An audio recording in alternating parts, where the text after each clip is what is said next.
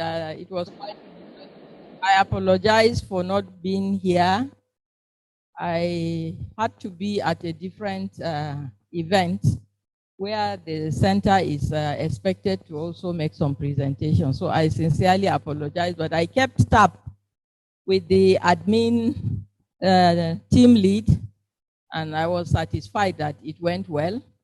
We ended with a note that we'll be here at 9 to commence the practical session of session 10.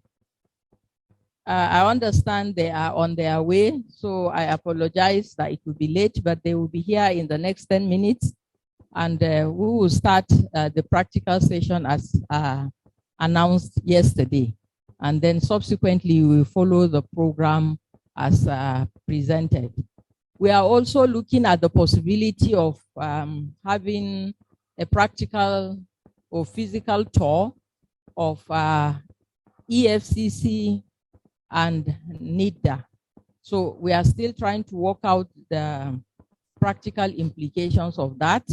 But those of you that may be willing or want to do that before the closing ceremony of the main workshop here, we'll let you give us your details so that we can follow through, which means that officially for tomorrow, Thursday, and Friday, we could have this visit, but it is for those that are interested or those that may be available. So it's actually optional, and we'll work out the logistics and get back to you. For those of us that are from the other A's, please, we should have this workshop for 5 days, but it's difficult to put people together for the 5 days. So we try to put it within the 3 days, but the remaining 2 days is actually a learning visit. So these tours are actually part of the workshop program, and they are learning visits to the partners that you can see some of these facilities they have talked about, some of the equipment they have they referred to in place for cybersecurity analysis and also forensic labs. So please bear with us. Later today we'll give you the full details, but this is just to let you know that there are more activities even as the workshop closes for these sessions today around 1:30 or so. Thank you. As we please kindly wait for the presenter of the practical session for 10. Thank you.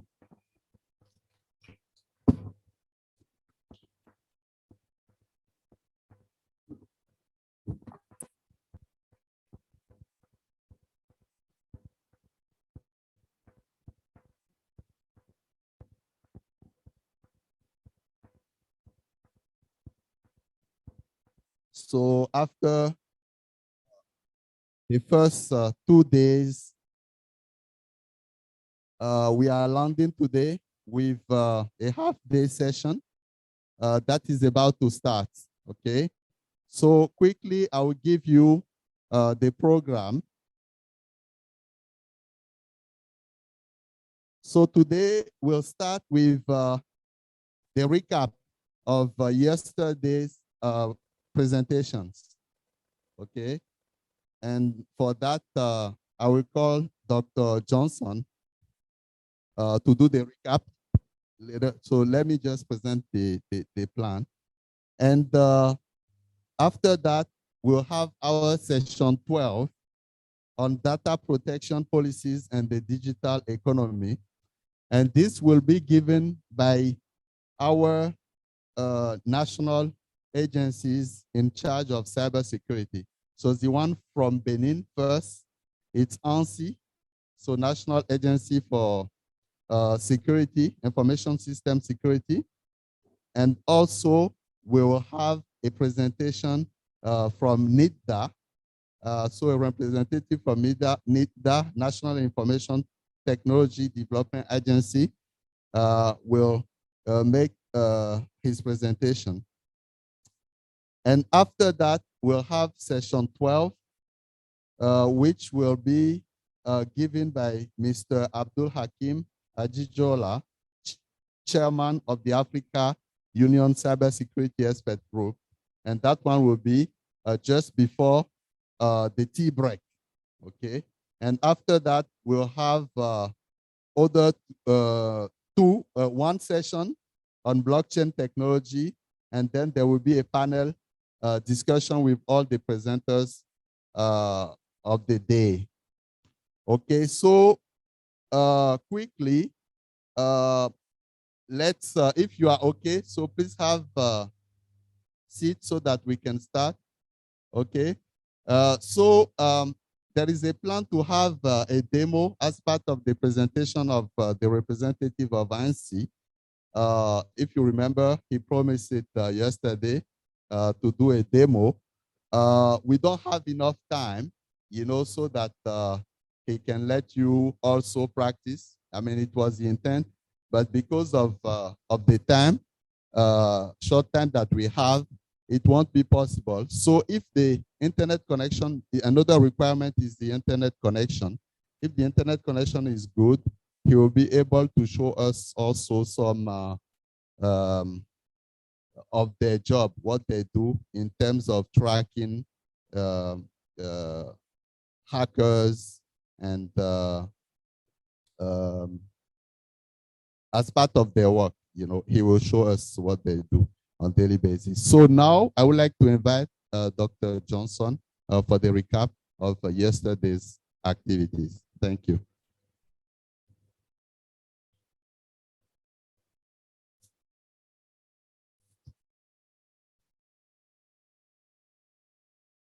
Good morning, ladies and gentlemen.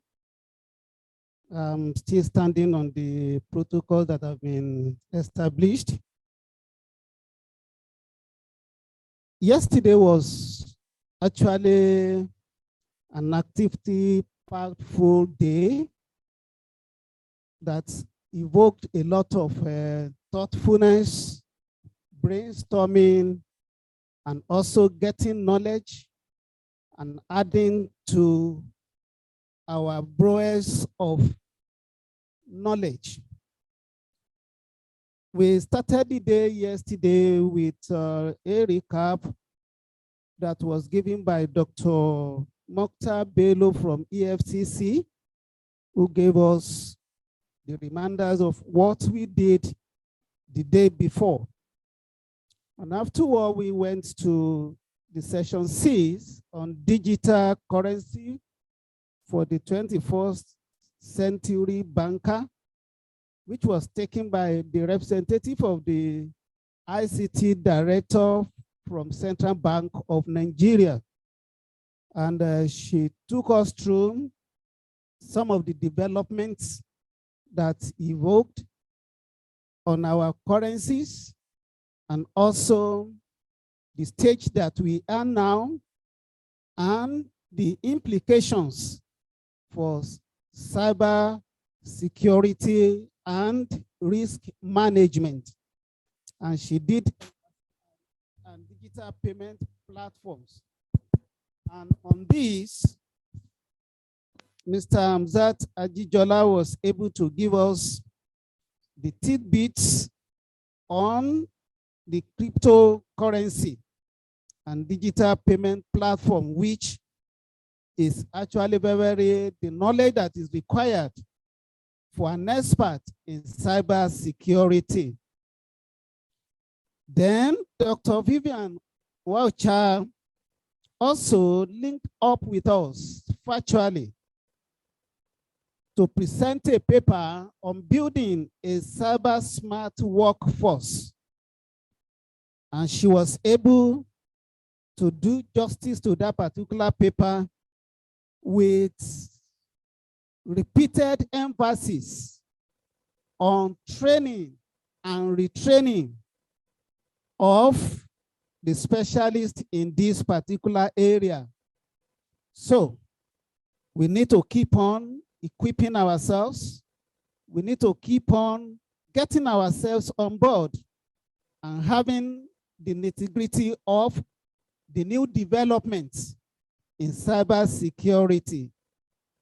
Then we move on to integrating cybersecurity into educational curriculum, which was actually anchored by Professor Jules, and therefore we saw the need to embed the cybersecurity curriculum into all levels of the educational system in sub-West African region. And this is also supporting the emphasis of Professor Longer day before yesterday, the need to actually embed value development into the young ones, so as for us to minimize the odds and the ills of cybersecurity in West African society. We tried to link up with Dr. Abdul Hamid from Qatar, who was supposed to give us organizational cyber resilient management, but due to some hitches here and there, we couldn't, and we are still expecting him today. If he's able to get in touch with us today, we will not go without getting the paper being presented. So we are still trying to hook up onto him to get him on board today. Then Engineer Poland came here to give us the tools for risk management. And therefore, he told us the stages and what we need to do before, the preparation that we need to make, and what are the processes for implementing these tools so as to mitigate the risk and manage them accordingly on our cyberspace. And therefore, after his presentation, we rounded up the discussion for the day by going into panel discussions in which all of us became consultants. And we actually asked questions. There are issues that were raised, and also there are questions that were answered. But we need to still remind ourselves that in that panel discussion, that for those of us that are often looking for free things, to please calculate your risk before you actually join yourself to anything that is free, especially in the area of connectivity to free Wi-Fi and free services providers that can actually hack your documents on your system. So these are some of the things that we did yesterday, but today, as we are going to the activities of the last day, I know better things are yet to come. And within the few hours we have before us today, we'll be able to enjoy every aspect of today's sessions. Thank you very much. Yes, let us appreciate Dr. Johnson's recap. Thank you very much. Okay, so now we'll start the first session of the day. And I think we said it all the time that it's important for academia and university to work together, hands in hand. And it is our pleasure to welcome, those, the practitioners, really those who are dealing, with cybersecurity issues and challenges at national level, every day.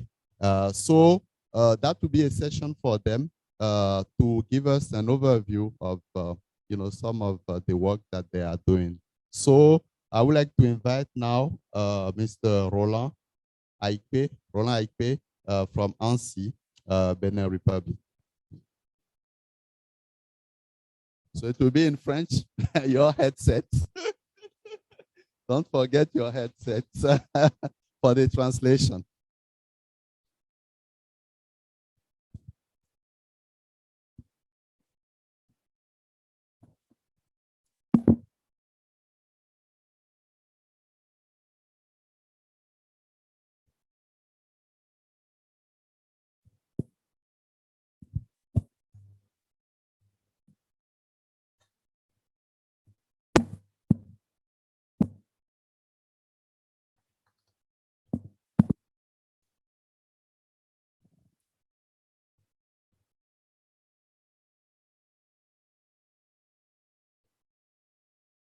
Good morning.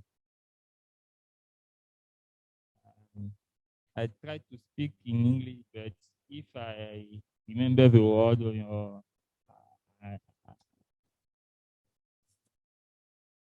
okay. If I don't remember the word, I speak in French. Okay, thank you. Good morning. The data protection is more important for uh, an person enterprise. I good. Okay. Uh,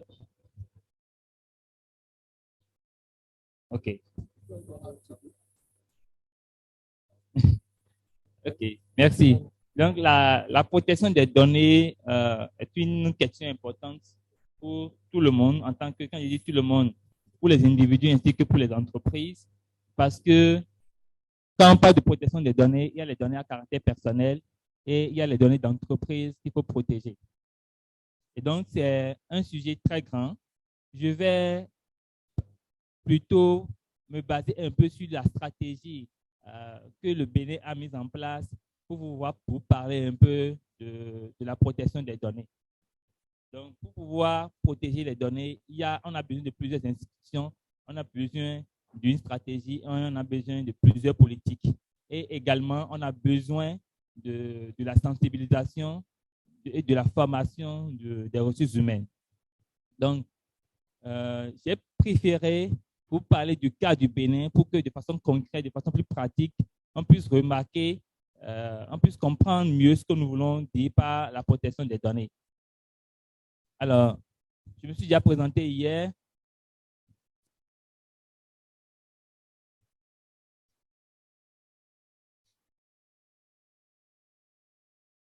Je suis Roland Épée.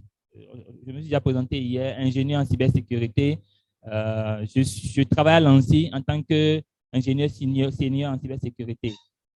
J'ai au moins 12 ans d'expérience, donc 12 ans de carrière en informatique et en sécurité. Je me suis perfectionné en faisant des formations, en participant au colloque, en faisant quelques certifications dont ISO 27001, Lead Implementer, ISO 27005, Risk Manager, les certifications en investigation numérique, donc en forensic, en tant que hacker, en tout cas plusieurs formations qui sont à mon actif qui me permettent d'avoir ce profil-là. Alors, rapidement, il faut retenir qu'en 2016, d'accord, jusqu'en 2016 au Bénin, il n'y avait pas de politique ou de loi spécifique pour la cybersécurité. Il n'y avait pas de e-service, donc il n'y a pas de service en ligne. Et la loi qui gérait la télécommunication n'avait pas inclus la cybersécurité. Et donc, pour pouvoir changer ce gap, il a fallu, je dirais, l'arrivée de notre nouveau président, son Excellence Patrice Talon, qui a voulu mettre l'éthique au cœur de sa politique, au cœur du développement de son pays. Et qui disait qu'il faut utiliser l'éthique comme un catalyseur et pour pouvoir dynamiser l'économie numérique. Donc, à partir de cela, plusieurs agences, d'accord, ont été créées, dont l'agence des services des systèmes d'information. Donc, cette agence a pour rôle de développer les services numériques. donc de digitaliser, de dématérialiser l'administration publique. D'accord? Il y a l'autorité de protection des données à caractère personnel dans l'APDP, qui était entre-temps le CNIL, qui s'occupe de la protection des données à caractère personnel. Donc, ils ont plusieurs activités. Lorsque vous avez un système de surveillance, de caméras de surveillance, vous devez déclarer cela. Lorsque vous collectez des données à caractère personnel, ils s'assurent que ces données sont utilisées à de bonnes fins. Parce qu'on peut collecter plusieurs données. Les entreprises peuvent collecter nos données d'ailleurs à caractère personnel. Mais est-ce qu'on s'assure que ces données sont véritablement utilisées à de bonnes fins? Est-ce que ces données ne sont pas détournées? Est-ce que ces données ne sont pas vendues? Est-ce que ces données sont détruites au bon moment?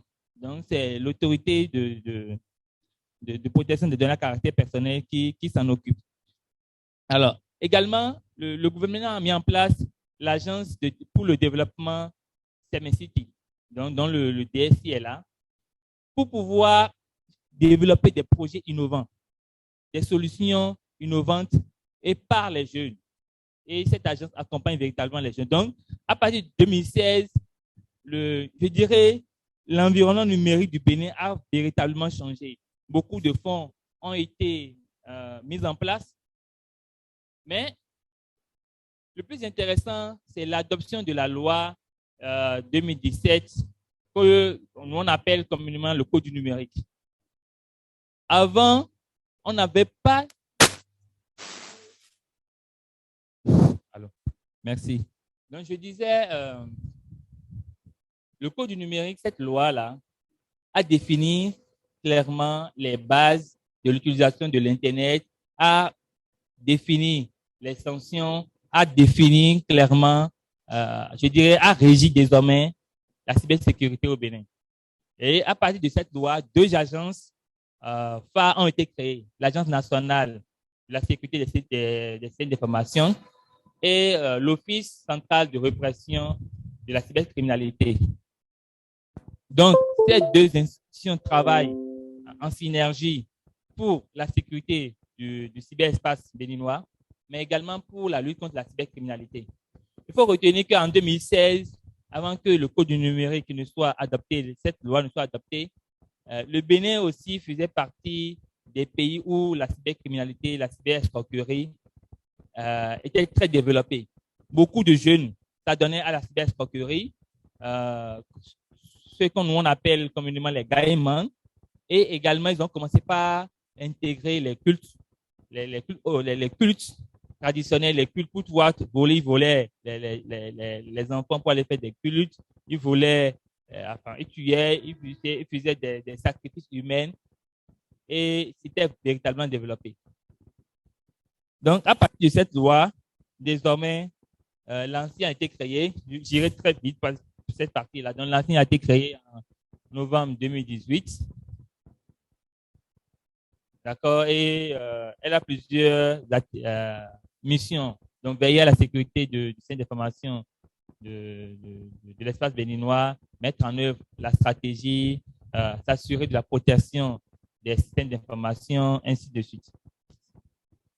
Alors, la partie la plus intéressante, c'est celle-ci. Lorsque la loi portant sur le Code du numérique a été votée, alors l'ANSI également a été créé de façon officielle. Et la première étape de l'ANSI, c'est de définir une stratégie. On ne peut pas parler de la protection des données si on a...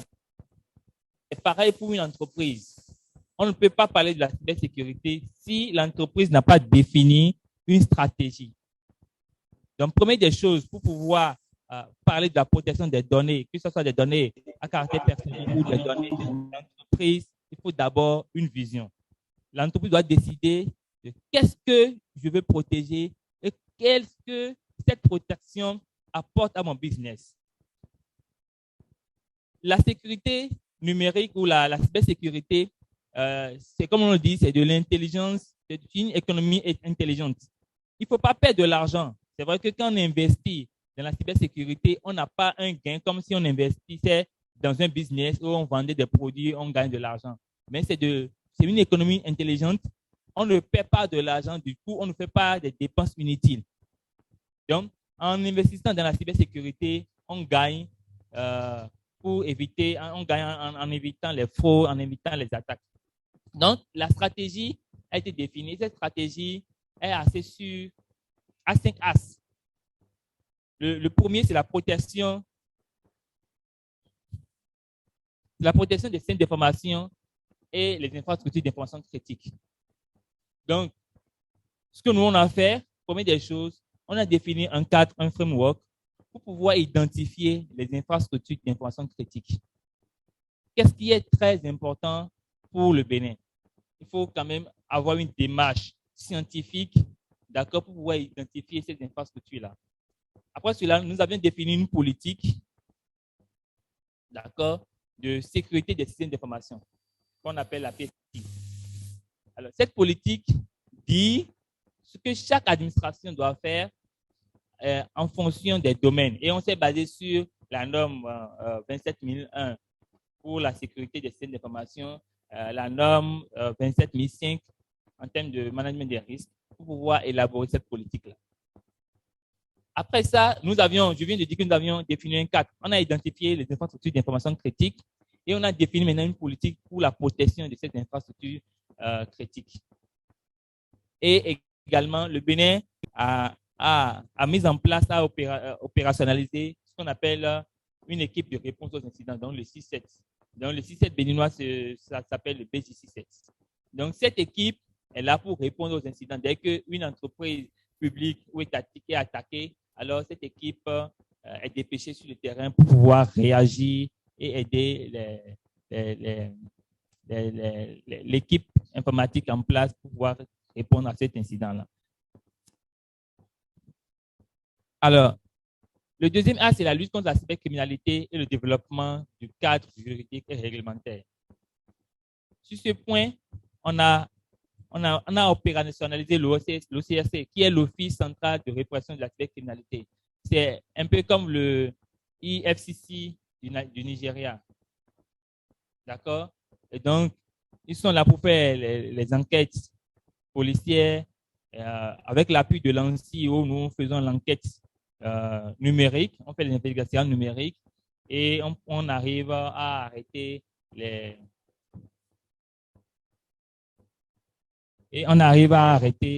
cybercriminels.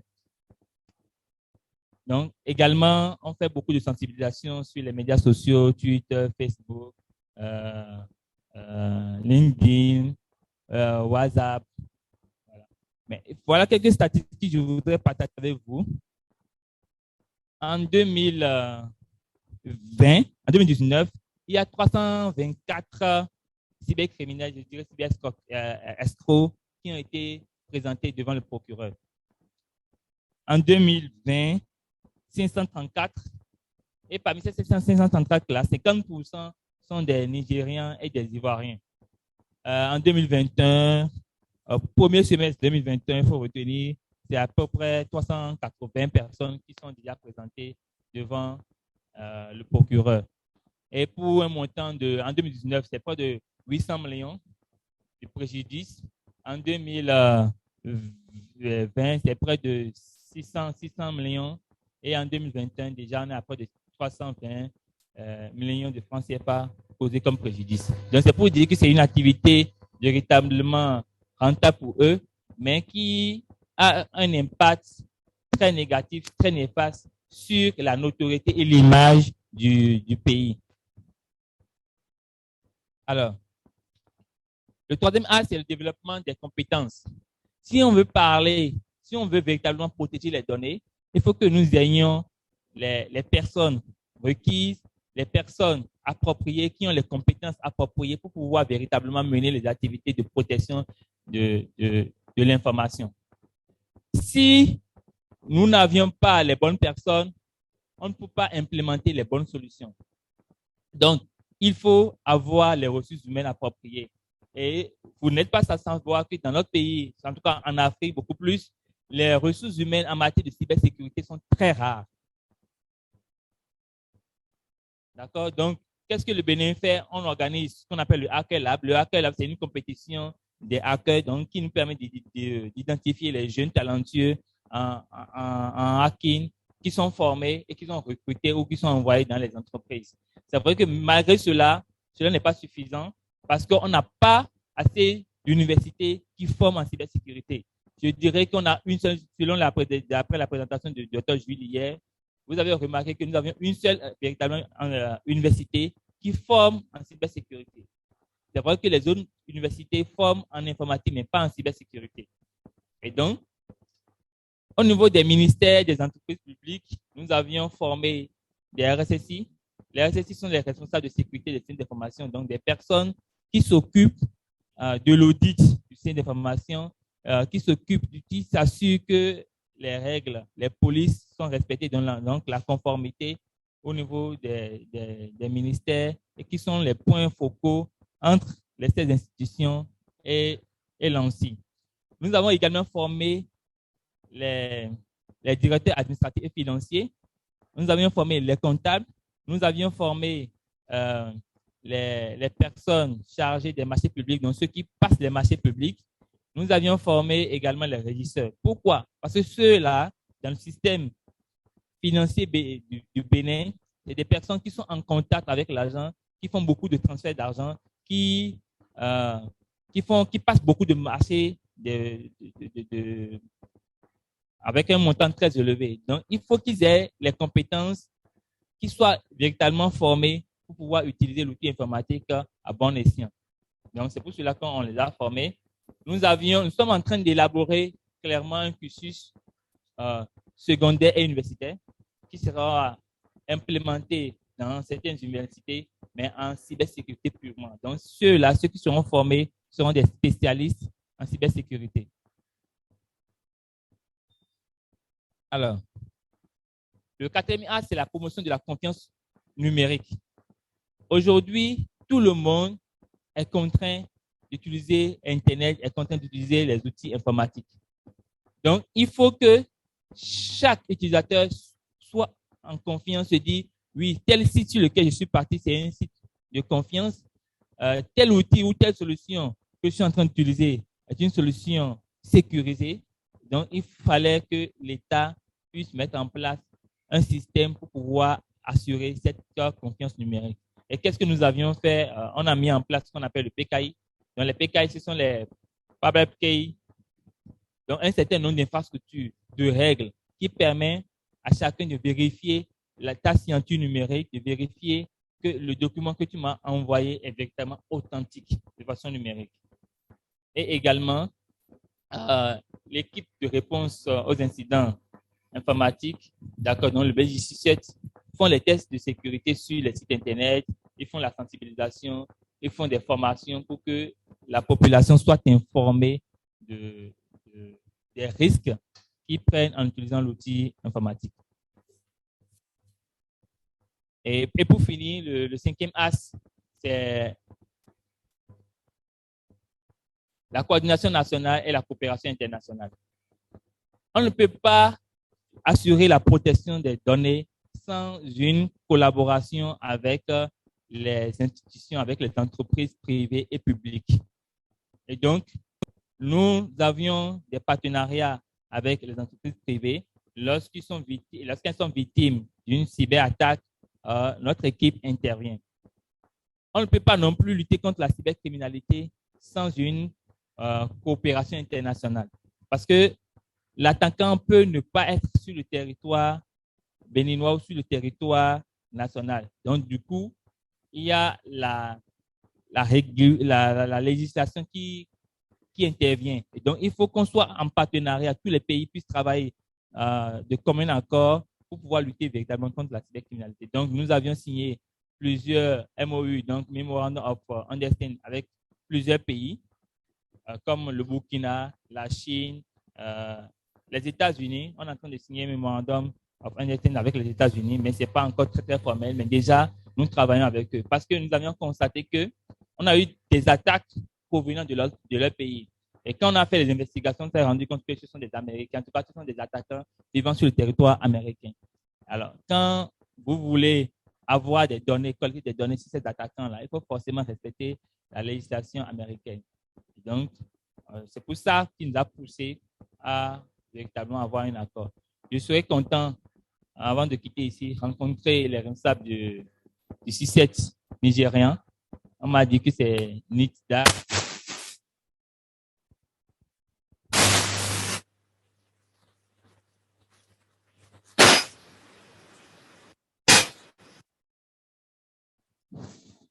Alors, merci.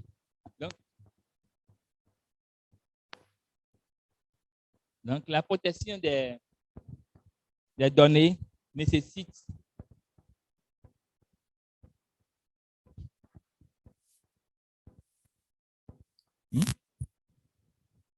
Alors, pour finir la présentation, pour qu'on puisse commencer la session pratique, il faut retenir que la protection des données, d'accord, nécessite d'abord une stratégie. Après la stratégie, il faut définir les politiques. Donc, politique d'accès, politique d'utilisation de l'outil informatique, politique de sécurité du système d'information. Il faut définir les politiques. Après les politiques, il faut sensibiliser les utilisateurs. Quelle que soit l'arsenal que vous allez déployer, quelle que soit la solution technique que vous allez déployer, si les ressources humaines ne sont pas sensibilisées, ne sont pas bien formées, c'est comme si vous avez mis des portes en fer, mais vous avez laissé la clé à l'intérieur. Il suffit d'un clic et l'attaquant peut s'insérer, peut s'introduire dans votre système d'information. Donc, on a l'habitude de dire que l'humain est toujours le maillon faible, d'accord, dans l'implémentation de la sécurité du système d'information. Mais moi, je dirais que l'humain est l'élément le plus important qu'il faut tenir compte quand on est en train d'implémenter un système d'information. Quand on est en train d'implémenter un management de sécurité des systèmes d'information. Donc, il faut véritablement former, il faut véritablement sensibiliser, d'accord, les ressources humaines pour qu'on puisse véritablement lutter contre la cybercriminalité et mettre en place une bonne politique de sécurité des systèmes d'information. Alors, en un mot, pour finir ma présentation, je dirais que cette stratégie que le Bénin a adoptée lui a permis aujourd'hui d'occuper la 6e place au plan régional. Donc, sur 44 pays africains évalués par l'UIT, le Bénin est 6e et 56e sur le plan mondial. Ça veut dire qu'il y a quand même une avancée en matière de cybersécurité. La cybersécurité également, il faut retenir que c'est une affaire de tous. Il n'y a pas à dire non, je ne suis pas un professionnel de la cybersécurité. Dès que j'utilise un simple téléphone, lorsque j'utilise un smartphone, lorsque j'ai une tablette, lorsque j'ai un ordinateur, lorsque je suis un utilisateur du système d'information, la sécurité me concerne. Parce que un attaquant, une menace peut s'introduire dans le système d'information par ma faute, parce que je n'ai pas respecté les règles. Également, s'il y a des IT ici, généralement dans les entreprises, vous allez constater que les IT, ils implémentent les règles, mais ils n'aiment pas respecter les règles. Ils implémentent les règles, mais ils n'aiment pas respecter les règles. Nul n'est au-dessus de la politique de l'entreprise. Nul n'est au-dessus, même le PDG n'est pas au-dessus de la politique de l'entreprise. Si la politique dit que avant de rentrer dans cette salle, il faut badger, tout le monde doit badger. Même si le PDG arrive, il doit prendre son badge et badger. Parce que lorsqu'il y aura un incident, on doit pouvoir vérifier ces logs, collecter ces informations pour voir qui a fait quoi et mieux situer les responsabilités. Alors, le conflit russo-ukrainien doit beaucoup nous interpeller. Est-ce que nous, pays africains, nous sommes véritablement prêts à faire la guerre du numérique?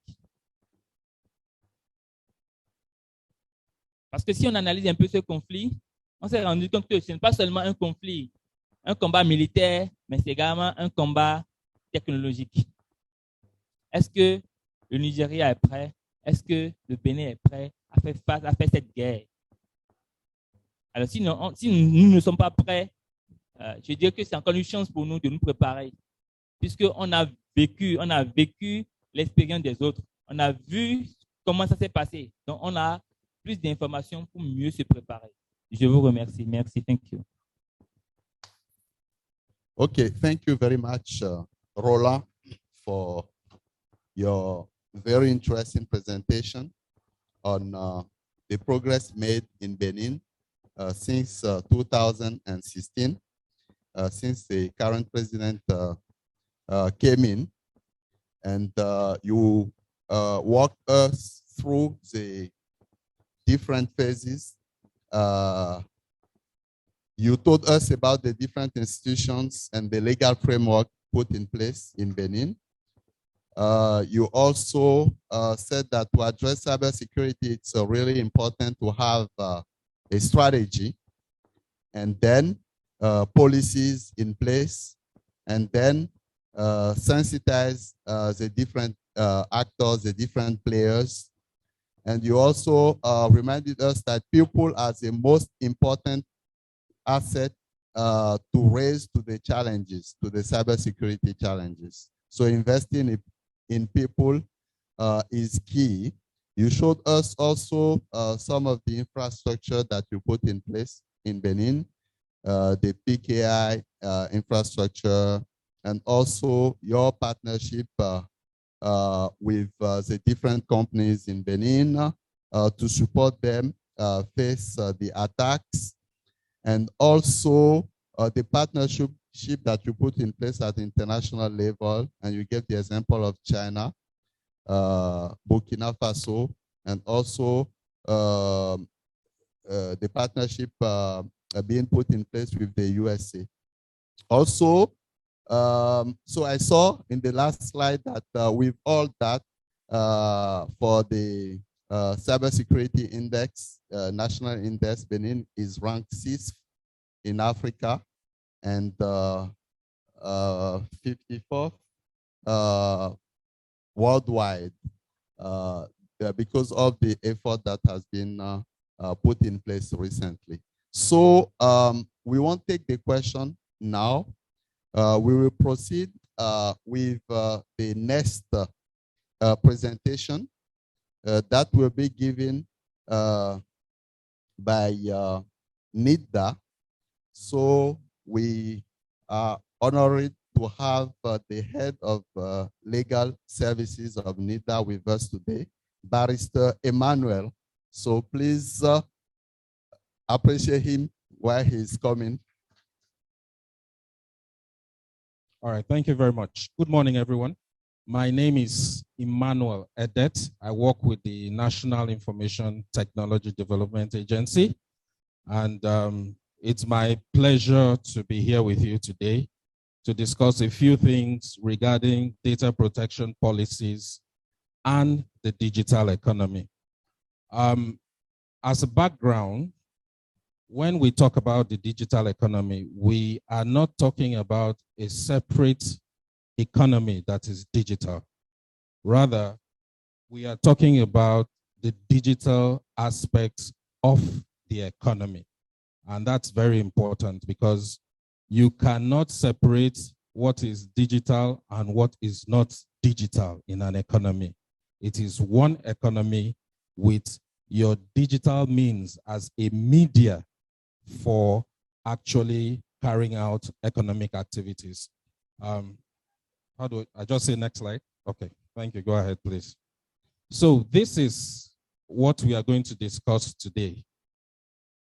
A few things will serve as the background. We'll discuss about what a data-driven economy, you can call it data or data if you're following the Americans or the British. We will discuss what a data-driven environment is like.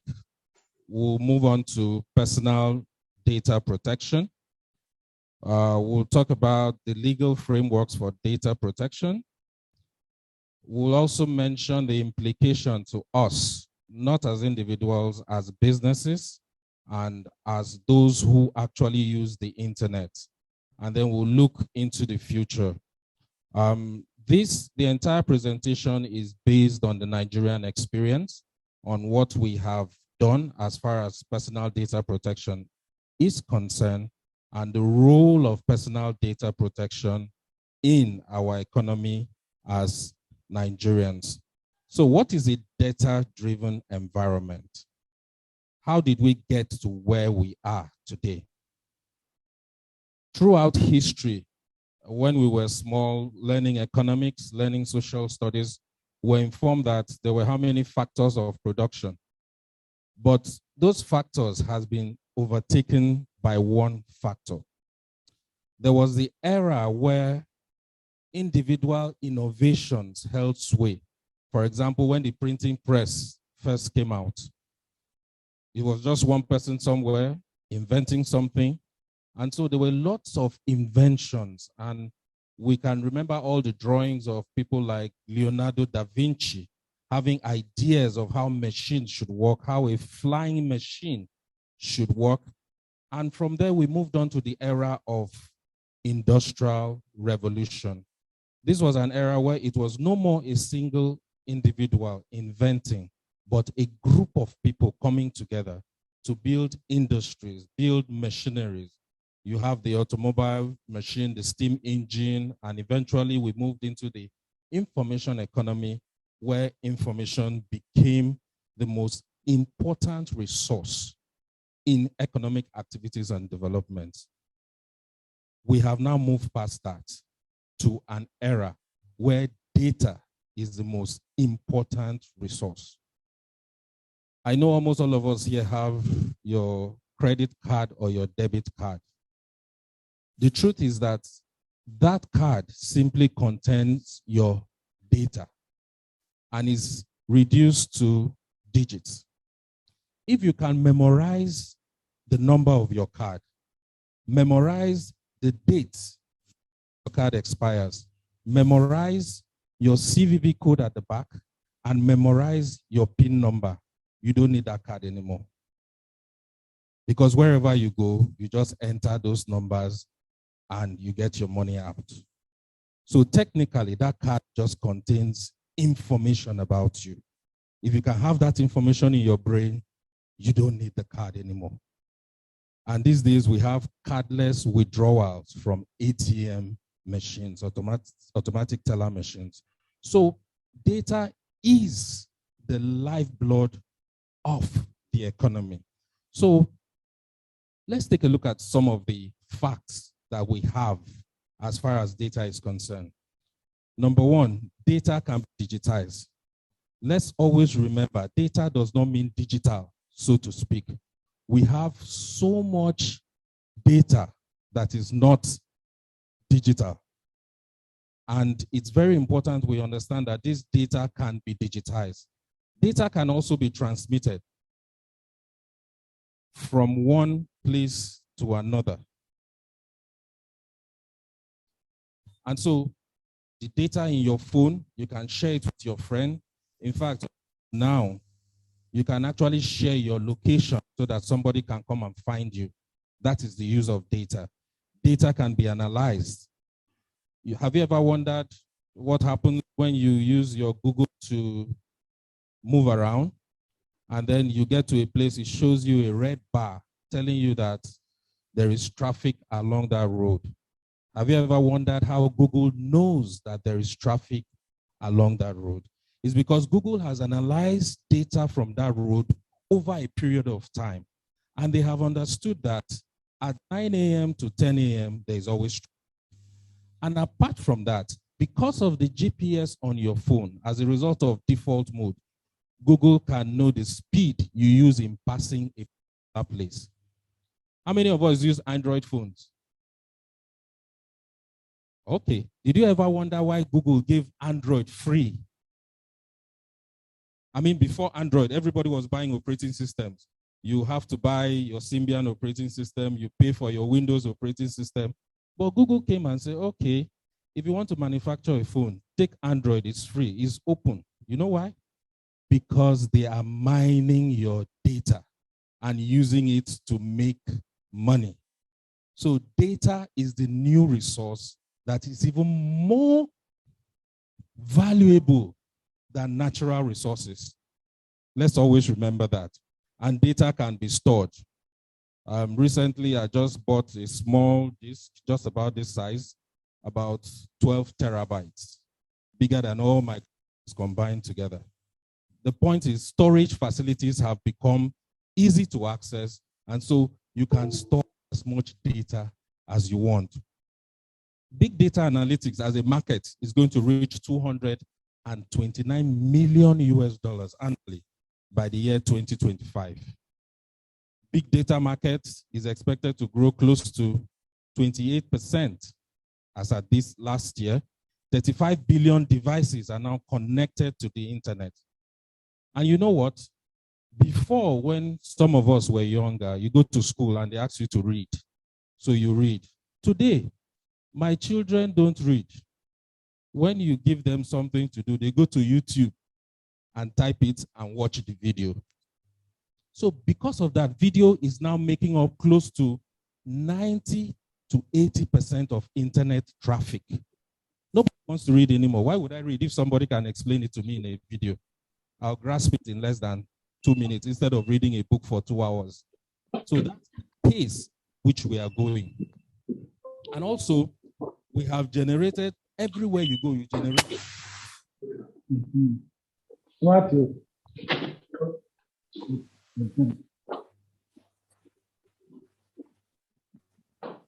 I mean, I think so. Okay, so my get is so immediately know I'm okay. It's all right. No problem. Your house, you check your phone, you know when a flight is scheduled, you enter your card details, you buy your ticket, it is sent to you electronically. In fact, you don't do anything until you walk up to the counter to collect your boarding pass. Which one is one? Okay. So we have reached a stage where everything is about data. And so we have to understand where we find ourselves. WhatsApp transfers close to 100 billion messages per day worldwide. And, you know, if Facebook was a country, it would be the third largest country in the world with over 2.85 billion users. And so data is everywhere. In fact, the Economist magazine recognized data as the world's most valuable resource. Oil is no more in vogue, in case we don't know. 10 years ago, 15 years ago, we did not hear jobs like Uber driver. You know, I used to joke with my friend who works for the Vehicle Inspectorate Office here in Nigeria. Remember the days when the Vehicle Inspectorate Office used to chase people to paint their taxis green. And if you carry out taxi services in Abuja and your taxi is not green, your taxi will be pounded and you pay heavy fines. They, Bolt, Uber, nobody paints taxis anymore. Nobody even knows you're a taxi until you switch on your app. This is what technology has done. Jobs like digital marketer, drone pilot, cloud specialist, Zoom manager, data architect, iOS developer, all these were not there 15 years ago. But today we have them because of data-driven economy. And all I'm trying to emphasize here is that we should understand the impact of data in our lives. Everywhere you go, you leave data behind. As soon as you switch on your phone, even when your phone is off, you still generate data. So whether you like it or not, as a human being, you're generating data. And that is how the world is. And that is where the world is going very soon. So let's go straight into our subject matter for discussion today. We are going to talk about personal data. I want us to make a distinction between personal data and non-personal data at this particular stage. Personal data are those data that is identifiable to you. Your name, your address, your phone number, your birth date, your birthplace, your picture, your email address, your personal information, your account information, and geographical information, any information that can point to you. Now, there's some information about you that will never change. For example, you can change your name, but your birth date will never change because you couldn't have been born in another day other than the day you were born. You can change your address, you can change your phone number, but your birthplace cannot change. Well, maybe these days you can change your image through plastic surgery. That is also available. But the important thing is that they are unique identifiers. When you put them together, they will point directly at a particular human being. That is what is referred to as personal information. This is as opposed to other types of information like your geographical information, your weather, your agri information, natural resource information. Those ones are non-personal information. But the measures that are applied for protection of personal and non-personal data are almost exactly the same. Where the difference is that in most countries, your protection of personal data is a right associated with your privacy entitlement as a citizen. So when you're dealing with other types of data, you can actually provide information security. There's no problem with that. In Nigeria, we have two key policies of government that deal with non-personal data. We have the cloud computing policy, which encourages people to use the cloud.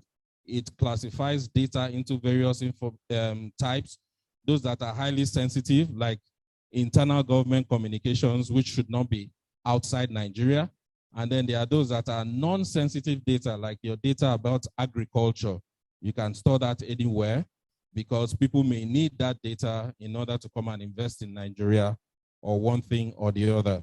But when you're securing data, which is not personal data, that's not our focus for today, you have to ensure you have education and awareness. You have to develop policies that will ensure that those who have access to that data actually use it in the appropriate way, which it ought to be used.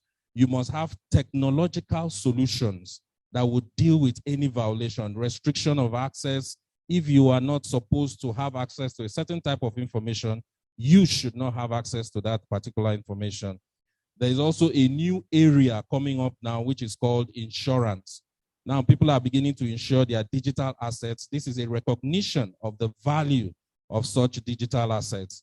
Of course, you have to know who is your service provider. In this era, you don't provide all the services anymore. You have somebody who has your communication. You have somebody who stores your data. You have somebody who manages your security. Everything is outsourced. You actually have to look out for that. And then, of course, there's physical access restriction. If somebody is not supposed to touch that computer that is dealing with the Zoom transmission, the person should not go there. That's called physical restriction. So that's an aside as far as other data is concerned. Let's step into the era of personal data now, where is our primary focus for today. So like I mentioned before, data protection is an entitlement that comes with privacy. Most countries have in their constitution a right, which is a fundamental human right, for you to have your privacy. Nobody's supposed to disturb your privacy. Nobody's supposed to disturb you in your home. But unfortunately now with data, even if you're in your home, people still have access to you. So before, you would lock your door, and whoever knocks on your door, if you don't want to see the person, you cannot see the person. These days, even in my office, when I lock my office and somebody knocks and I'm not around, the person calls my number. So if I'm inside and I did not put my phone on silent, it will ring out and the person will know I am inside there. That's what, so locking your door does not mean anything anymore because people still have access to you. The question now is, how do they manage that access? That is what data protection is all about. And that's the graph I've given there. There is privacy, which is your right. How is that privacy protected? Through data protection.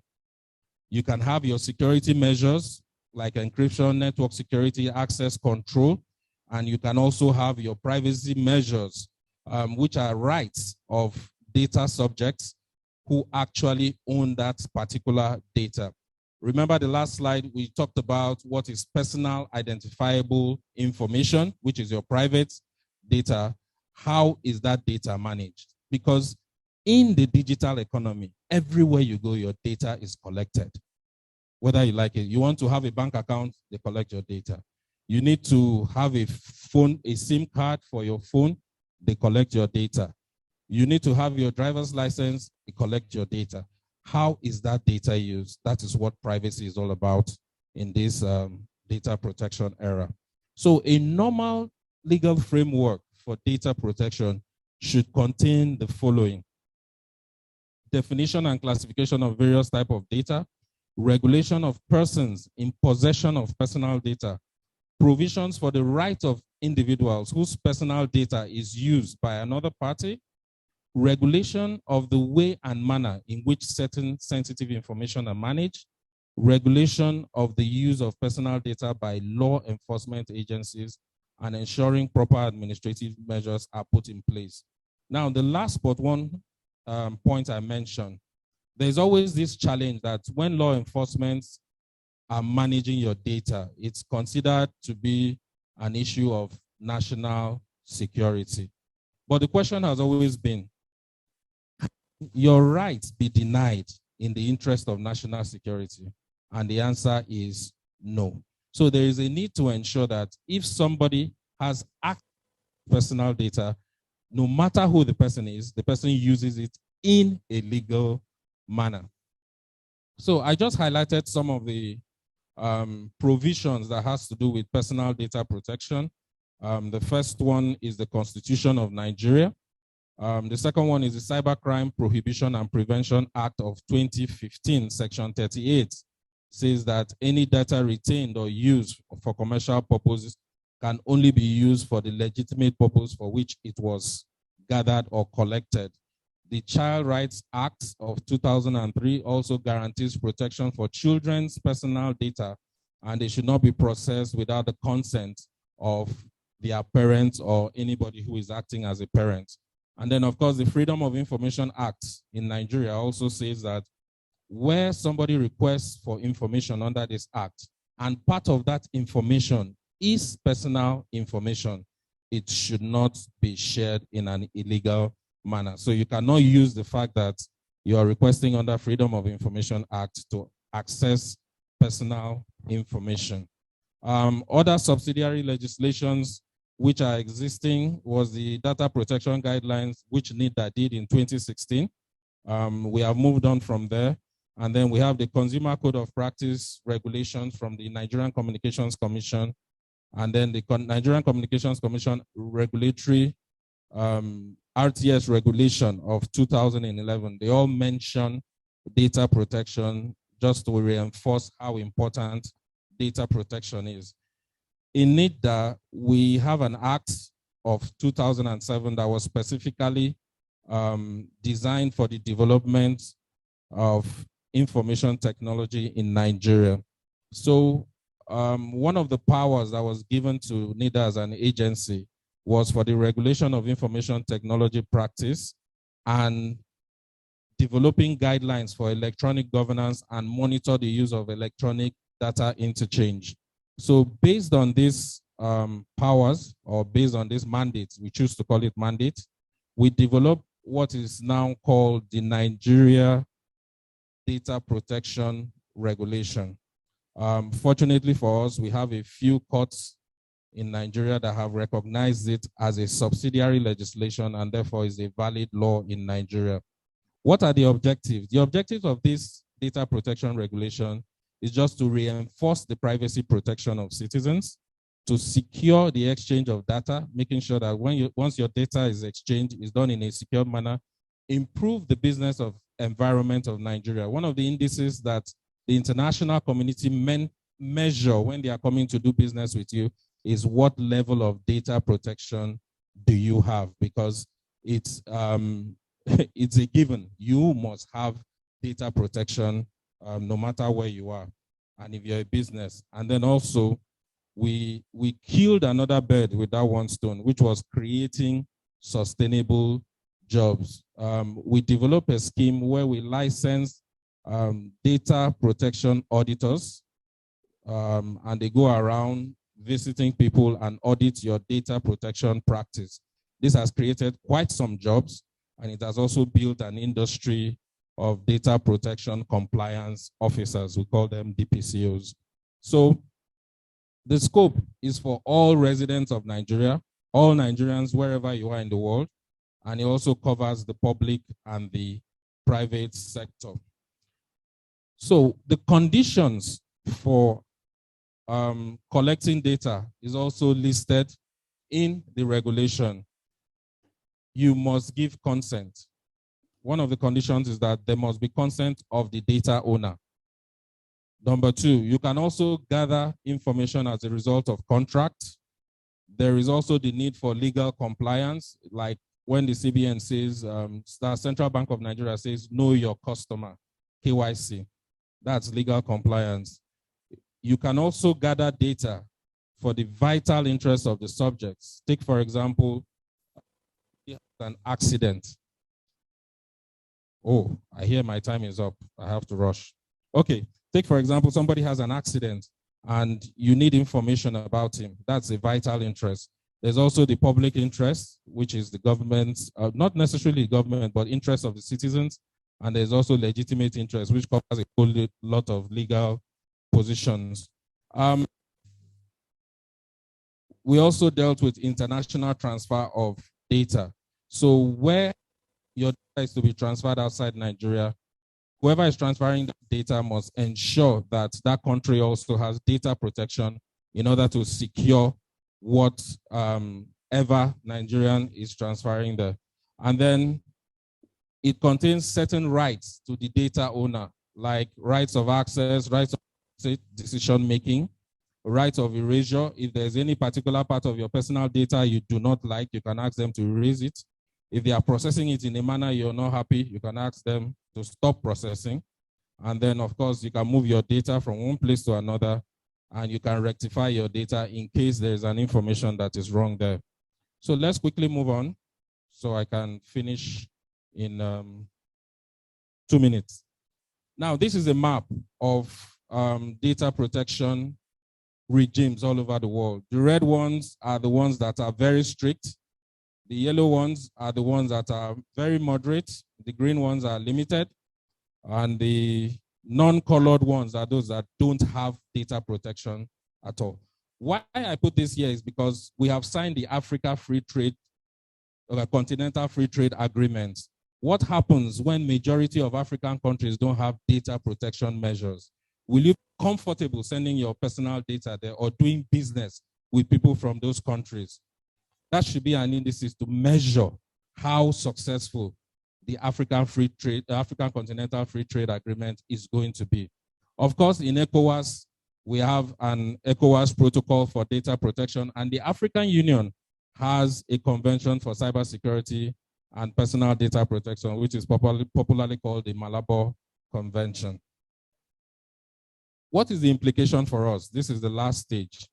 Compliance with local and international laws if you carry out your personal data protection. There's also business reputation. There's also the trust and confidence in the use of IT or ICT products, and then it helps business automate more efficiently. So once you digitize your data and you comply with data protection rules, you make your business automated. It helps in automation and makes everything faster. We should also be aware that the cost of data breach is increasing by the years. From down there, you know, these are sectors. The most important ones that people get fined most is the health sector, because any little breach in your personal information on the health sector is grievous to your health, which may lead to death. And the least one there is the public sector. People like us, our casualty rate is very low. But it's important, whoever you are, wherever you are, that you are aware of what people are using your personal data to do. I want to share this guy's story. His name is Maha Ara. As one of the grievous implications of not managing personal data adequately. Maha Ara was born in Syria. He left Syria when he was 17 years with his parents and moved over to Canada. He became a Canadian citizen. And because he became a Canadian citizen, he started business and blah, blah, blah, blah, and everything. But one day, he was traveling to New York. He got arrested by the American police, the FBI, and local New York police, and he was detained and interrogated for almost 5 days. After he was sent back to Syria. where he has not been since he was 17 years. And he was tortured for 1 year in Syria. Eventually, the Canadian government got him released, and he had lost everything. And he was returned to Canada. But the most interesting thing was that the Canadian government set up a fact-finding commission to know exactly what happened to him. And the commission came out with some findings, but I'm interested in the finding number 3, where I circled in red. It says, the US decision to detain Mr. Ara very likely relied on inaccurate and unfair information about Mr. Ara that had been provided by the Canadian authorities. So because he had a friend in Syria when he was younger, he was linked as an associate of that friend. His personal information was linked as an associate of that friend. And he did not know that this friend he had not spoken to for close to 30 years was in a terrorist organization. And so because he was inaccurately linked with that man, he was now associated as a terrorist, even without his knowledge. So when he was telling them, he doesn't even know what they were talking about. Nobody listened to him. And this is one of the most dangerous things that happen when your personal data is not managed properly. So rounding up, what next? The digital economy policy gives us a future of what we are supposed to do with data protection through developmental regulation, which is one of the pillars of the digital economy policy and strategy. It's important that we secure our data for the purpose of ensuring compliance internationally and protecting people's rights locally. The National Cybersecurity Policy and Strategy also in its action plan gives NIDA and some other organizations the responsibility of enactment of a data protection and privacy law, which we are working on at the moment, and that's for the future. And then the National Data Protection Bureau has been set up by Mr. President. It's functional now, and the legal framework is being developed. And in conclusion, I would like to say this, and I'm quoting Stephanie Napo, who works in an IT company. He said, digital freedom stops where that of the users begin. Nowadays, digital evolution must no longer be offered to a customer in trade-off between privacy and security. Privacy is not for sale. It is a valuable asset and must be protected. Thank you very much. Thank you very much, Barrister Emmanuel from NIDA. Okay, so after this presentation, that gave us an overview of the Nigerian experience in terms of cybersecurity, but mainly on data protection, personal data protection. Quickly, he started by defining, the environment, the data-driven environment in which we live, and the era of industrial advertised today didn't exist 10 years ago. So he also highlighted some of the provisions and also legislation in terms of data protection in Nigeria. And he gave us some lesson learned and also a perspective on African status, when it comes to data protection as well. Africa and other experiences from other continents as well. So thank you again, Barrister Emmanuel, for sharing with us your experience. Before we take the questions, if you remember yesterday, we said that we wanted to have some demo or practical session. It didn't happen because of the time, but I would like to give 10 minutes to Mr. Roland Aike from ANSI, Benin Republic, just to show us, how, for example, it could be easier to crack a password So this is part of the sensitization on why is it so important that you take care of your information, data, your information, your personal information. Okay, so over to you. Are you connected? Can you display your screen?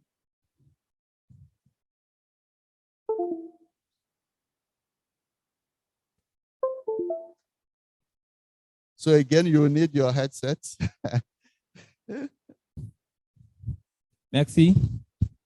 Comme je l'avais annoncé hier, on va faire quelques sessions pratiques, mais on n'a pas assez de temps. On m'a donné juste 10 minutes. Donc, je vais vous montrer comment c'est véritablement facile de craquer des mots de passe. Alors, avant de commencer, je voudrais dire que le cracking des mots de passe, il y a plusieurs techniques. D'accord? On peut craquer votre mot de passe sans utiliser des outils informatiques. On peut craquer votre mot de passe sans utiliser des outils informatiques. Je donne juste un exemple. Si une personne qui veut connaître votre mot de passe est derrière vous et vous avez tapé votre mot de passe, il peut regarder. Donc, en regardant, il peut facilement connaître votre mot de passe. Donc, si vous voulez taper votre mot de passe, quand vous êtes dans un environnement où vous ne sentez pas en sécurité, faites bien attention s'il n'y a pas des gens qui sont en train de regarder à travers votre épaule, ce qu'on appelle le shoulder attack, shoulder surfing attack. Donc, les gens peuvent rester derrière vous, regarder votre mot de passe. Là, il n'a pas utilisé la technologie. Les caméras de surveillance, quand vous allez dans des lieux publics, les banques, et vous avez votre téléphone, assurez-vous que vous n'aviez pas la caméra derrière vous en tapant votre mot de passe sur votre téléphone ou sur votre ordinateur. Alors, le premier exemple là, que je voudrais donner, si vous regardez bien, s'il y a les développeurs là, c'est le fichier de configuration de FileZilla. FileZilla, c'est une application de transfert de fichiers. Donc, je viens d'installer, j'ai configuré mon mot de passe. Vous allez voir, le nom de domaine est là, optimalbusiness.bj. Le mot de passe là est chiffré. On est d'accord? Donc, ce n'est pas le vrai mot de passe que je viens de souligner là. Le mot de passe est chiffré. Mais moi, en tant qu'attaquant, je sais que ce mot de passe est chiffré avec un algorithme qu'on appelle le base 64. Donc, je n'ai pas besoin d'avoir de gros serveurs, je n'ai pas besoin d'avoir une grande application avant de décoder ce mot de passe. Qu'est-ce que je vais faire? Moi, en tant qu'attaquant, qu'est-ce que je fais? Comme je vois le mot de passe, je ne le sais pas, je n'ai pas le mot de passe en clair, c'est un mot de passe chiffré. Je vais me connecter sur Internet, je vais encore partager mon écran. Donc, je vais copier le mot de passe.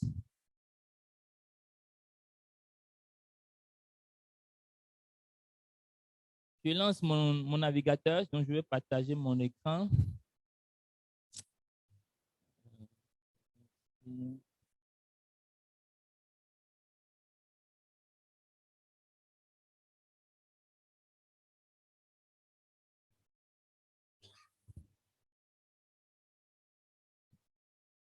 Alors, j'ai copié le mot de passe.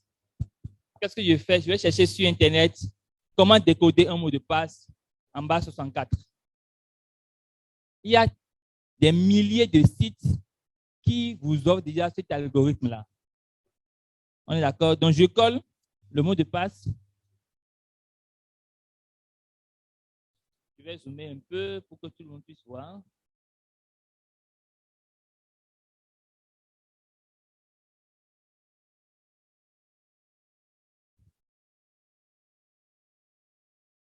Est-ce que vous êtes d'accord que c'est le bon mot de passe que je viens de coller là?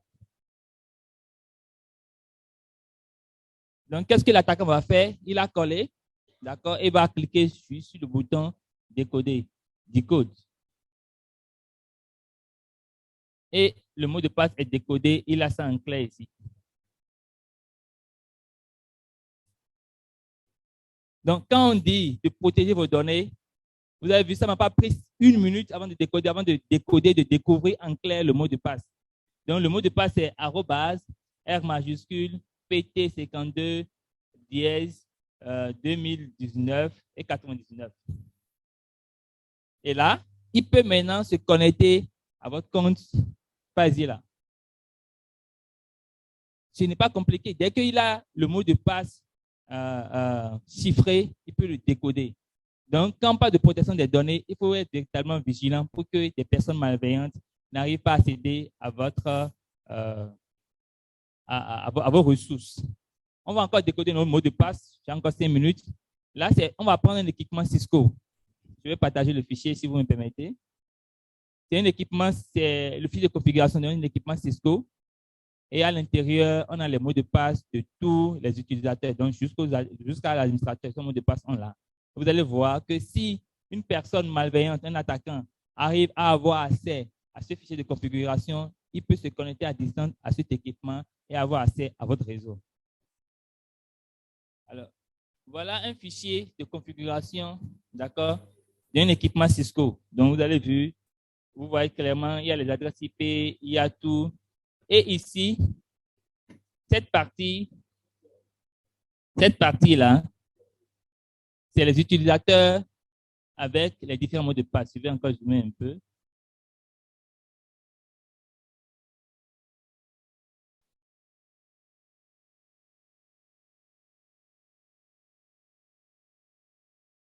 Alors là, j'ai souligné les utilisateurs avec les mots de passe. Donc, vous voyez très clairement avec moi, le nom d'utilisateur, ici, il y a c'est hub et son mot de passe est chiffré là. Ici, j'ai admin, d'accord, donc l'administrateur, son mot de passe est chiffré là. Qu'une personne malveillante a accès à ce fichier, il peut encore décoder très clairement et très facilement, en moins de 2 minutes, les mots de passe de tous les utilisateurs. On va y aller. Quand j'analyse ce fichier, je me rends compte que le password est chiffré avec un algorithme que Cisco a développé lui-même, qu'on appelle le secret 7. D'accord? Donc, tout ce que j'ai à faire, je n'ai pas besoin d'avoir un gros serveur. Je n'ai pas besoin d'avoir des applications. Je copie. Il va copier juste le mot de passe. Donc, je copie ce mot de passe. Donc, on a copié le mot de passe de l'utilisateur admin. Vous êtes d'accord avec moi? Je vais encore chercher sur Internet.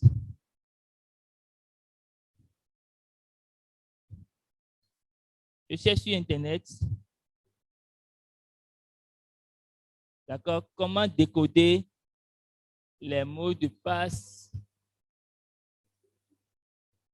Alors, je cherche sur Internet, d'accord, des algorithmes Cisco. D'accord, je baisse un peu. Voilà, donc des algorithmes Cisco de type 7 qui peuvent me déchiffrer ce mot de passe-là. D'accord? Et qu'est-ce que je fais? Qu'est-ce que l'attaquant va faire? Il va mettre le mot de passe chiffré. Il clique ici.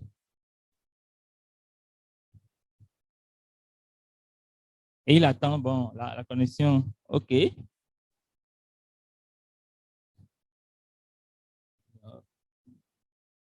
le mot de passe est déchiffré là. Je ne sais pas si vous voyez, je vais zoomer un peu.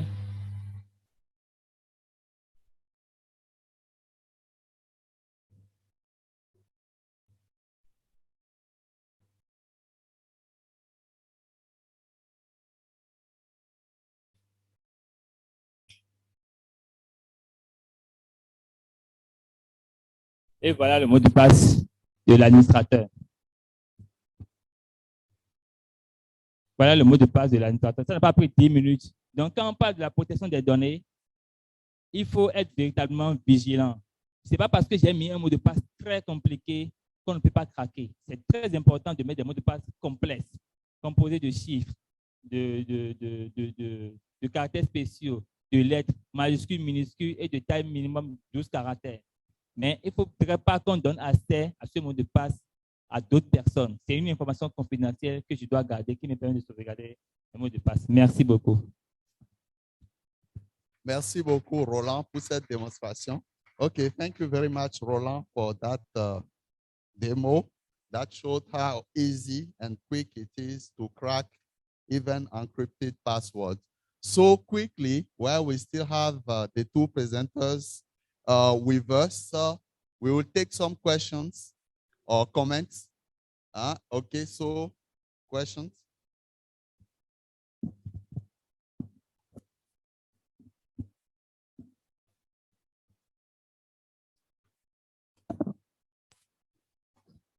So 10 minutes for Q&A, and then we'll move to the next session.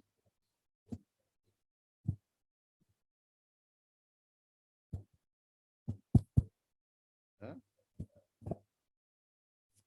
Yeah, before. Okay. My question is based on the part where you actually got the the password encryption. So let's say a particular Wi-Fi, a particular network is available. How did you get the password encryption itself before you were able to go to the software cracker tool that actually decoded the encrypted password?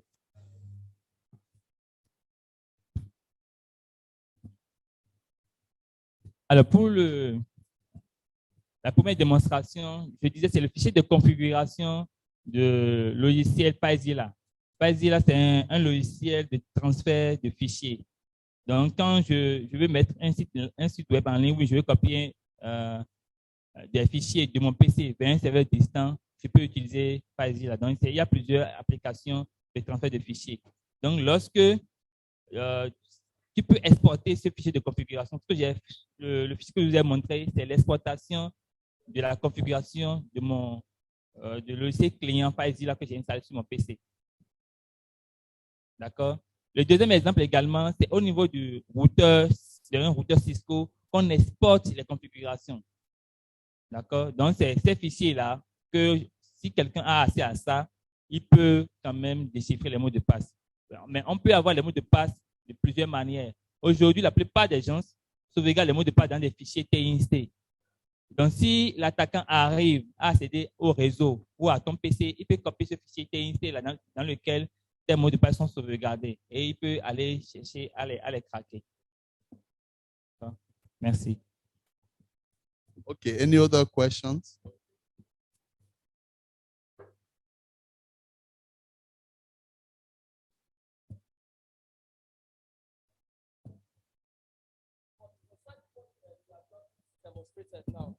Good morning, everyone. My name is Grace again. So it's not really a question per se. For instance, I would also advise that as administrators, maybe to a resource or to an application, we also have the username and the password. So we can see from the demonstration that the username was admin. So we are also encouraged not to use admin as our username. Because for anybody to log into your system, it means the person must have your username and your password. So even if the person gets hold of your password, if the person doesn't know the username, he or she may not also enter your application. That is one. So we need to generate a username that will also be difficult for the person to use. Another way of also helping us to secure our application is also to enable the two-factor authentication. For instance, if this person is able to, of course, he was able to decode our password, but if he initiated the two-factor authentication, it means that a code will have to be sent to your WhatsApp or your email address for you to authenticate this person to gain access into your application. So it is not just enough for us to have our secured or combination of text and numbers to secure our password. We also need the secure our application. Thank you so much.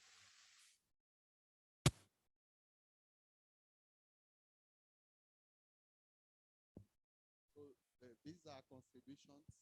So any other questions to Ansi or Nita?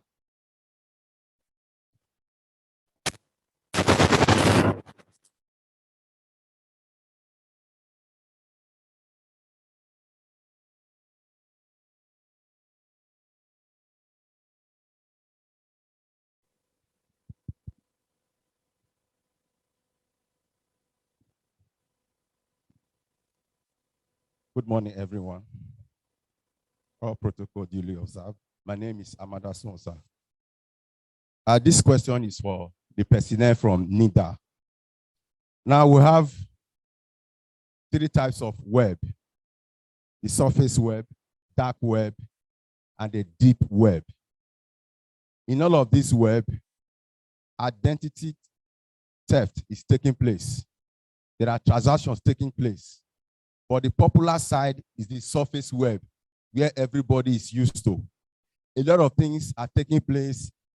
The major damages, terrorist activities, major transaction on identity theft takes place in the dark and the deep web. Now, my question is this: are there policy in place? Why would the world allow, dark and deep web that is hidden from the general world? A lot of things is taking place on the dark and the deep web. Thank you. Thank you. I will give it to. Thank you very much. That's a very interesting question. So what you're simply saying is that why has the world allowed the deep web and the dark web to exist? I'm sure you know the history of the internet and the fact that it was based on research. And then, of course, you know that the general policy is that you do not stifle innovation. So simply because a knife can kill doesn't mean you should ban a knife, because you can also use it to cut your meat. That's how it works at the moment. Yes, there are serious efforts to police the dark web. But like even offline, there are places you don't go. Am I correct? You cannot ask, why do we allow those places to exist? It's just a natural phenomenon. So the deep web actually is not that bad, so to speak. It's not a bad thing. It's just that it's deeper than the surface web. Where there is a problem is the dark web. So the answer to your question is simply this: the web is a means. Some people use it to do good things. Some people use it to do bad things. Because people use it to do bad things, you cannot destroy it. There are benefits around it. And so that's just a simple answer to your question. Thank you very much. Thank you very much. Another question. We'll take 1 or 2 other questions, okay, because we run out of time. So one over there, please help us. Yeah, take.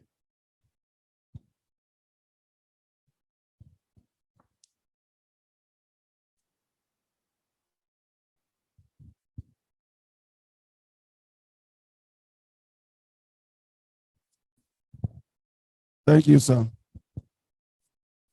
Good morning, everyone. My name is Sheikh Uno.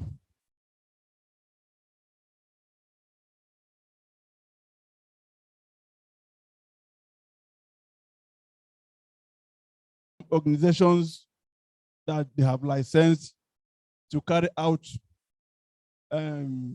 yearly auditing. So I want to find out the mechanisms they have in place to monitor these organizations. Because in your presentations, you mentioned that they help in job.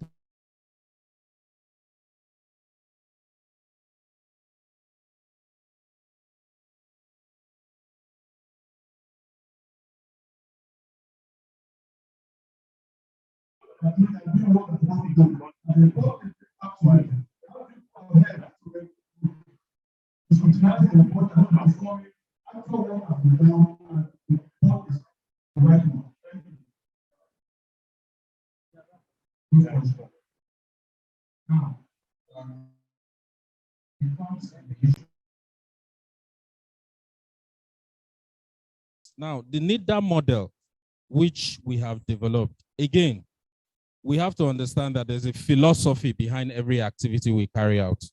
And our responsibility as an agency is to regulate for the purpose of development.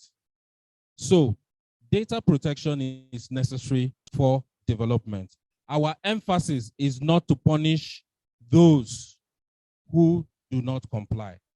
Our emphasis is to encourage every organization to comply. Now, having said that, Once we realize that you're not complying and we request you comply and you don't comply, we actually fine you based on the Nigerian Data Protection Regulation.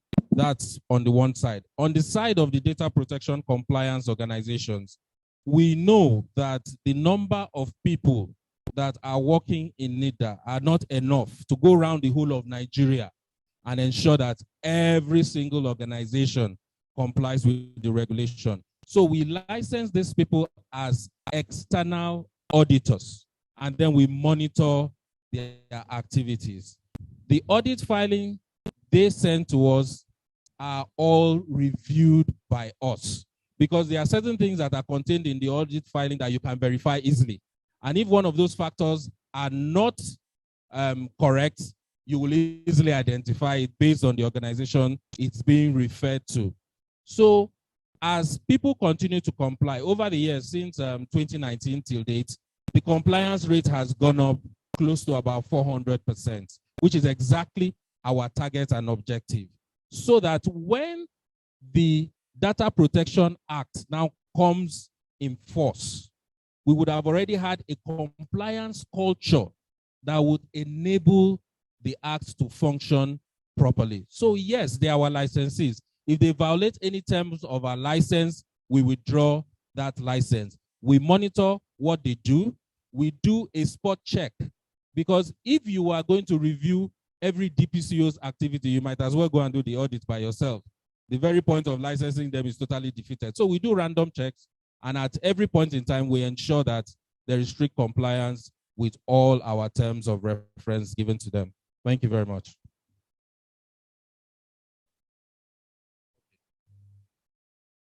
Okay, there's a question that's here, says, where are we in the process of ratifying the convention? I don't know in the process of ratifying where we are. That's the Office of the Attorney General. But is sold. No, we do not address dark web where personal data is sold.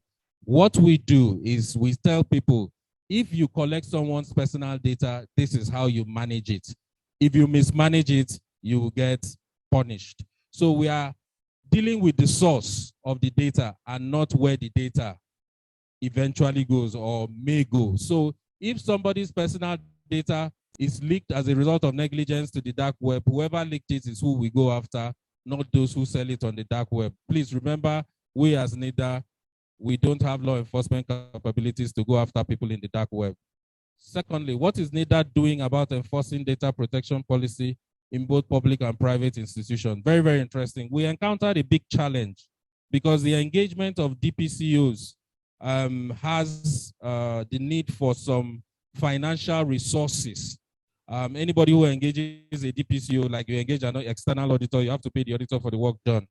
So we developed a separate compliance mechanism for public institutions. If you go to NIDA website, you'll see it there, which is just simply a framework which we have given to the public sector to make it easy for them to manage. Remember, we also have a part of.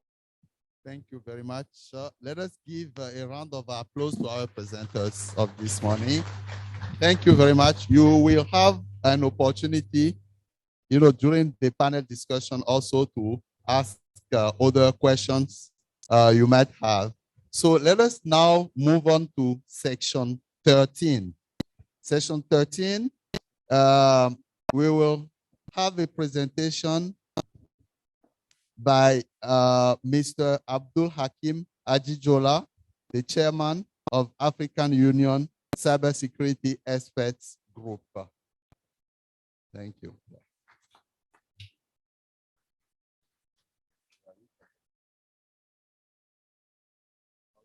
We use the flash, right? Good. Good morning. If I may be permitted to call you colleagues, ladies and gentlemen. Can you put this slide up? Somebody's sleeping, I think, or is on his phone listening to music. Can we dance with you, sir? Hello, can you hit him on the head? Behind you. Look at him. Yeah. Let's dance with you. So meanwhile, let me use the opportunity to just talk, address issues of that's very interesting in the Q&A. First of all, on the issue of the dark web. Gentlemen, can you tell us what is the dark web? Because I think many of us are a bit ignorant about it. Can you enlighten us?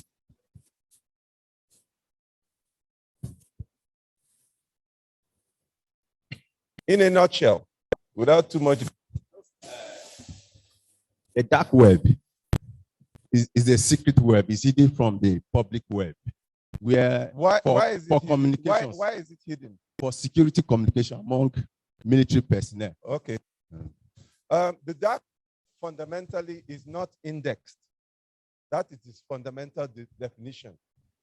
The question then is, why is it not indexed? Well, first of all, when you have billions and billions of pages, it may take years to index everything. But more importantly, for example, we are now, Open University now, maybe you have a database of students that is not indexed by the search engine. So it is part of the dark web.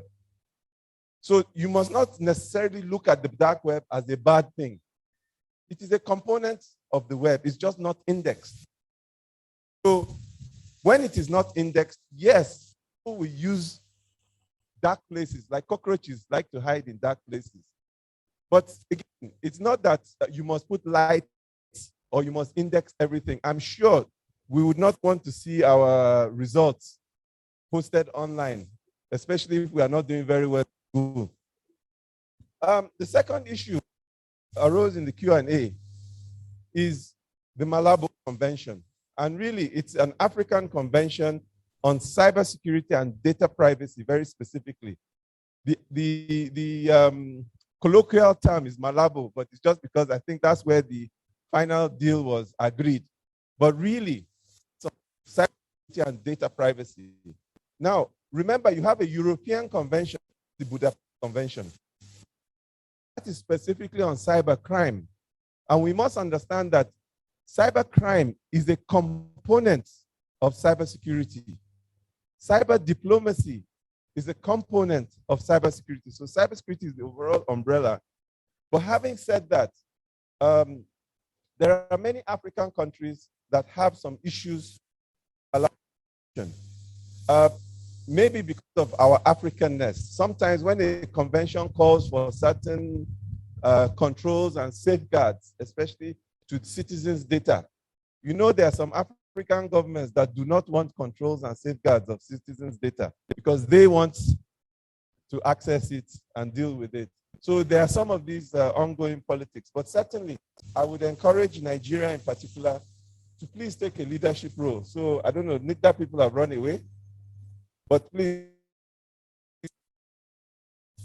So anyway, good day for those online, depending on where you are. Good morning, good afternoon, good evening. Thank you for the organizers for inviting me. I will be as brief as possible, although sometimes I am guilty. Clicker is not, gentlemen. Thank you. Oops, no, it's gone off. Okay, bottom line is we are no longer, yes? Do I have? See, I don't even know how to use technology. Thank you. No, go back. No, go back. You're going forward. See? Okay, do my slide. No. So bottom one. Good, thank you. So we are no longer protecting or securing computers. It's not about computers. It's about people. We are securing our society, our communities, our tribe, our states, our town, our country, our continent, and humanity in general.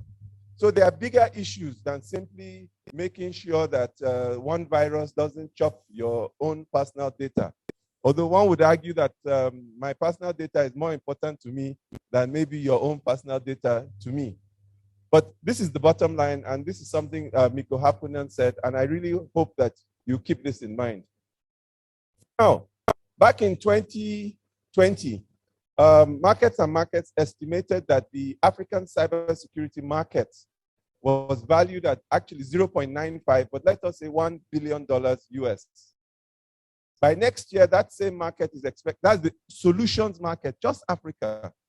That same market is estimated to hit somewhere in the range of about $4.5 billion. And in the next 10 to 15 years or so, according to William McCanty of Siranu in Kenya, he projects that the Africa cybersecurity solutions market will be anywhere from $15 to $30 billion. So as the lawyers amongst us will say, I put it to you, how much of that, what piece of that action will be for this country? What piece of this action will be for you? What jobs can we create? What wealth can we generate? Indeed, as a byproduct, what taxes will government get? So for me, I look at cybersecurity as an opportunity for us to make a societal profit center, not just an organization or institutional cost center. And all of you here can be part of that opportunity. It is to put your mind at it. So some of you will say, you know, these bits and bytes, all this complicated dark web, deep web, big torrency. I agree. There are a lot of technical issues and opportunities. But how many of us have given a young person one of these? Maybe a child, a nephew, a niece, a cousin, a neighbor's child. Have you ever given them your phone or your tablet to use? Have you seen what they do? Magic. Good. So the question now comes, who is teaching them how to be safe? That is a business opportunity for you. Think about it. So as we move forward, we must ask ourselves, and this is for me a very fundamental question, who is going to defend or who is going to protect the digital African? Who? If not you and I, who? Who is the digital African? Like I said, what is the dark web? You are the digital African. But there are also now new digital Africans. Mama Alakara, Malame Kose, Mama Akpa. They are using these things now. They are using these things. They check their credit, they receive money or something from one relation or the other. So they are going digital. Who is going to protect them? Who is going to develop apps? And so instead of us continuing to buy from that person in France or Washington or Israel or wherever it is and spending Forex that we say we don't have, we should develop our own. In addition, there are some of us, maybe especially some of our females, they come in relatively conservative environments. And so cyber offers them an opportunity to be able to work from home once you empower them, give them the bandwidth, but more importantly, the knowledge, so that they can compete. Now, in 2020, ISC Squared did a survey and indicated that globally, there is a vacancy of 3.1 million jobs in cybersecurity globally. So for those of you who do economics, when you have a shortage here, what happens to the price? It goes up. Now, instead of our young people dying crossing the desert, dying crossing the Mediterranean, and then those who survive and get to Europe become a social underclass, can we empower them so that they become those cybersecurity experts? Can we empower our women to become IT security power players so that they are flown business class abroad, not even economy, to go and do something? But more importantly, can we empower them to work here, work in the village? Once you have connectivity, you have brain, can you not perform?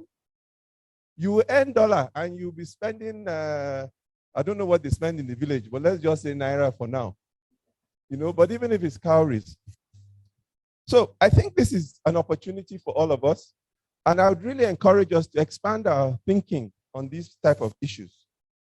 Now, cybersecurity itself is quite a broad area. It's a bioelectronic ecosystem and it's environment. And it consists of three main buckets: People, number one.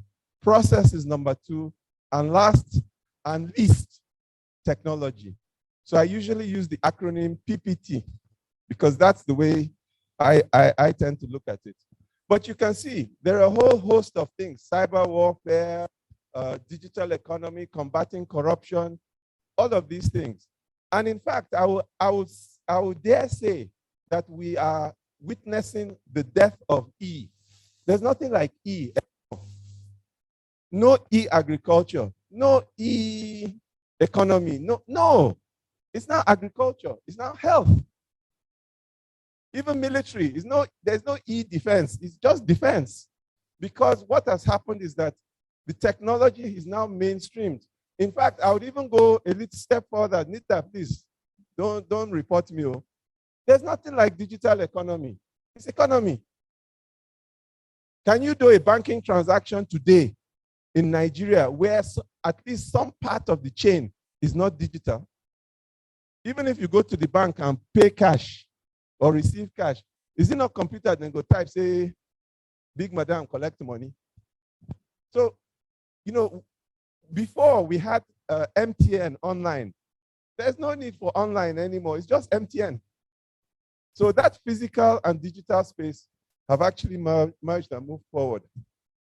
Now, when we look in terms of the threat space, there are a lot of threats, and I'm sure you can see some of these things on the screen. At least I hope you can. Sorry, screen is a bit small, but bear with me. But the whole idea basically is that in this threat space, you have, for example, threats to your web database that you're familiar with.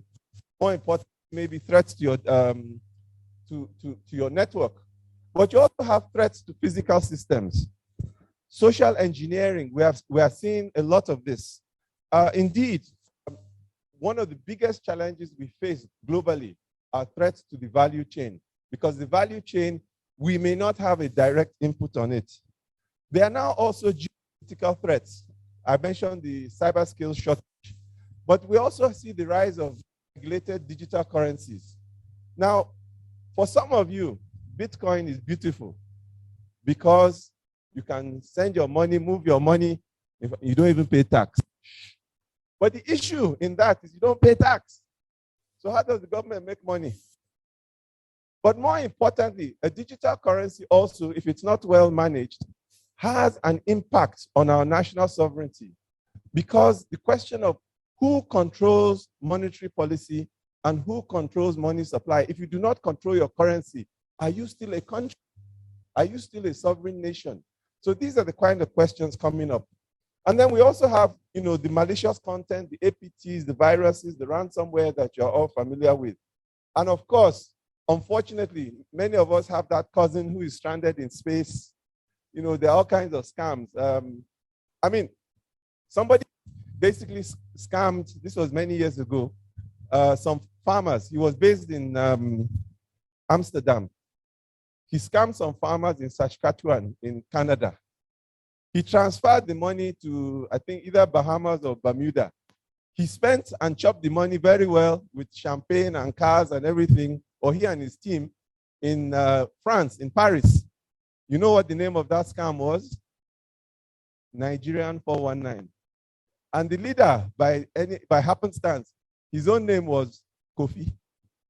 So, stuff happens. We also have authentication creep and privilege, and my sister touched on the issue of admin. Immediately somebody leaves your department, their access should stop. And then you have things like denial of service. But one of the most important challenges we have, especially across Africa, is the misperception that cybersecurity is not an African problem to solve. And this is particularly at the leadership level. And this misperception is compounded by lack of awareness, incoherence, no accreditation, no consensus on what are norms. And we need to find ways to empower decision makers with empirical evidence so that we can stop this patchwork. I think Edith's slide with those countries in Africa that have data protection. So if your data is well protected in Nigeria, and for some reason somebody takes it to Niger, is not protected at all. So actually, it's like a bucket with hole. You know, you can fill it as much as you want, but once it just gets, 5 kilometers across the border, the bucket is leaking. So why are we here? So it's actually about this issue. In terms of the national cybersecurity policy and strategy, there are fundamentally 8 pillars. Now, having said that, I don't want to dwell too much in them because I have my notes, or rather you will have your notes, if I can get out of this. Okay. But certainly promoting a thriving digital economy is one of them. If you notice up on the screen, www.cert.gov.ng, the document is there, it's free, download it, read it, understand it, and see how you can take advantage of it. Some of the basics are things like education. And colleagues, I will tell you, without education, nothing will happen. Every other thing is moot. So I would argue that probably the single important component is the education sector. Not necessarily the whole sector, but certainly parts of it.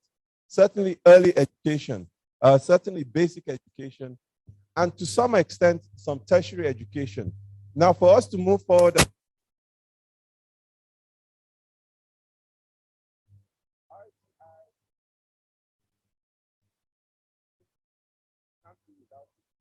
but we also need another type of education. As a resident of Abuja, I can tell you that implement, and I'm talking at the personal level now, create a foundation and help underprivileged young ladies and young men. They need, or the society needs plumbers, it needs bricklayers, it needs mechanics.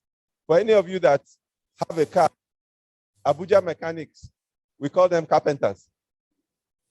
But the issue is, and this is where the challenge is, there's a difference between needs and wants. Society needs these people. The young people themselves don't want that. They want computer. And partly because they hear of the Yahoo boys and all of those type of things. But the critical thing here is that we have to find a way. And for example, I'm sure many of you on some of your smartphones, you have augmented reality rulers. If you can get an augmented reality ruler, it's free. You can take the dimensions of this room simply by pointing. It can tell you the number of blocks or the number of panels you need. So that if you are a bricklayer, those tools will help you to be a faster, better, more qualitative bricklayer. So this is how we need to manage the needs and wants. There's also a need clearly for an incident response mechanism. And so a piece of paper, this document, everything. And I emphasize as a piece of paper. Now, in terms of our schedule, when we started developing, we actually had worked for well over a year on this before the final team or the final committee was put together.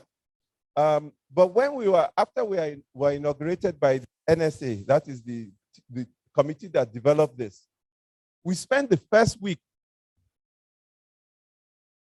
we listened.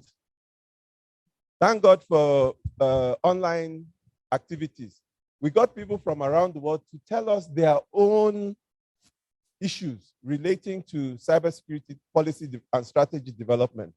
And this is important here for you, because sometimes when you want to do something, you don't start by talking, you start by shutting up and listening. Because when you understand other people's perspective, then you can do better in your own. So what did we want to know from those people, both local and international, when we started? The first thing we wanted to know was, what did you do right? And these 3 questions, colleagues, ladies and gentlemen, please apply in your everyday life. After I leave here today, I'm going to ask myself these 3 questions.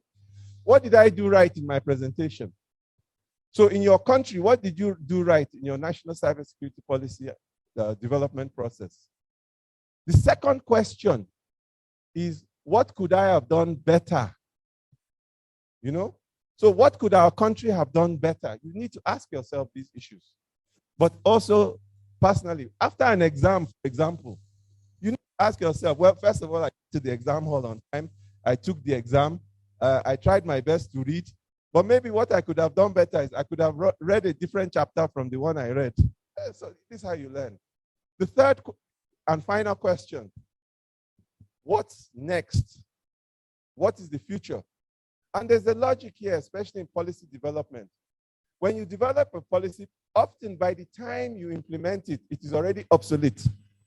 So you have to be able to try and project. You are not God. You cannot see the future, but you can work on probabilities. Can we estimate that within the next 30 days, there will be rain in Abuja? We are not God.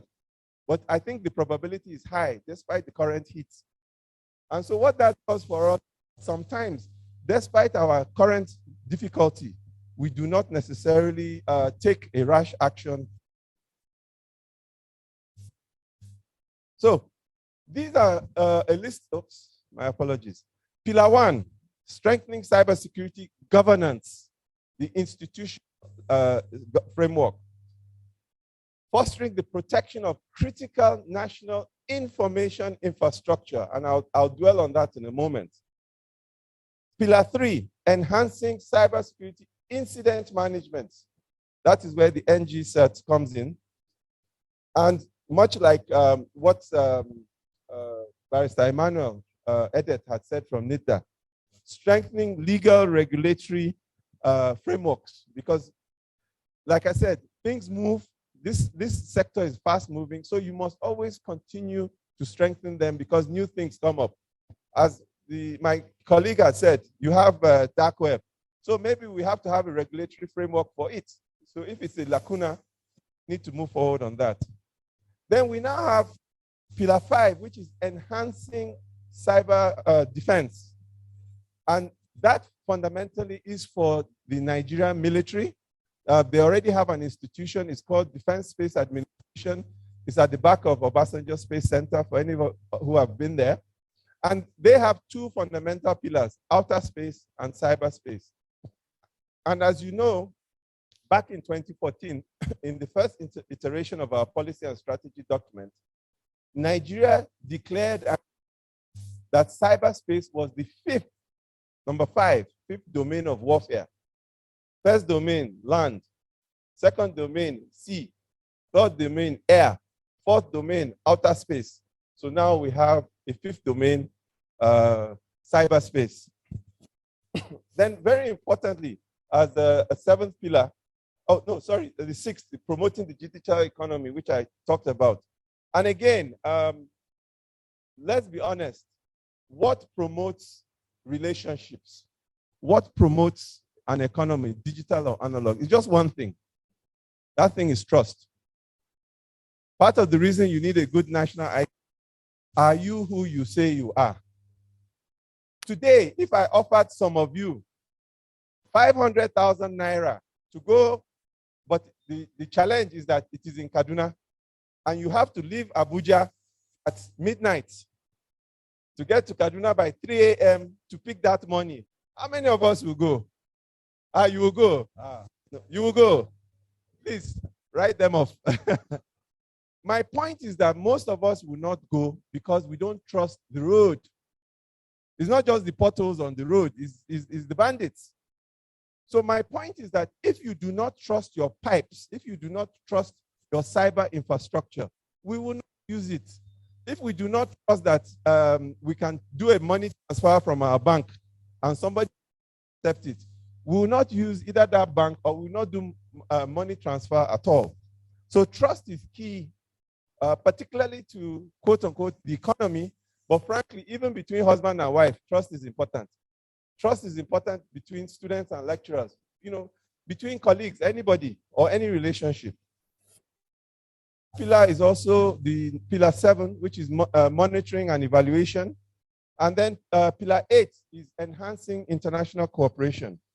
And we must understand that cybersecurity in particular, no person, no country, even America with its multi-trillion-dollar economy, you cannot do it alone. The problem is far too vast. You still have deep web, dark web. America has not gone there yet. With all their money, it tells you that the mountain to climb is not easy. So you must have international collaboration. Now, in the case of Nigeria, I want to show you the general architecture of the cybersecurity environment. In good faith, Nigeria has 4 out of 5. I think that's 80%, Abi. In Open University, I think that's pass grade. I think at least if you get 80% in your exam, you have not done bad. However, you know, in WAEC, you can pass so many subjects if you fail English or math. So sometimes that 1% can, I mean, that 20% can be an issue. So in the center, at the core, you have, of course, your president and commander-in-chief, supported by and advised by his national security advisor. The national security advisor is also advised by a cybercrime advisory council, which was created in the 2015 act that Barrister Edet had talked about. And then you also have the NG CERT, which is an operational activity. But you have all these other sectors which key in to the center: education, financial, national security, private sector, of course. We have some specialized sectors like nuclear. You also have the technology sector, which is what NITA is all about, and the public sector as a whole. So, you know, and civil society, media, we're all inside there somewhere. The problem we have in Nigeria is that coordination center in red, the National Cybersecurity Coordination Center. It has not yet been put in place. And that is the central mechanism, that is the central governance. So that is the 20% for now that is still missing.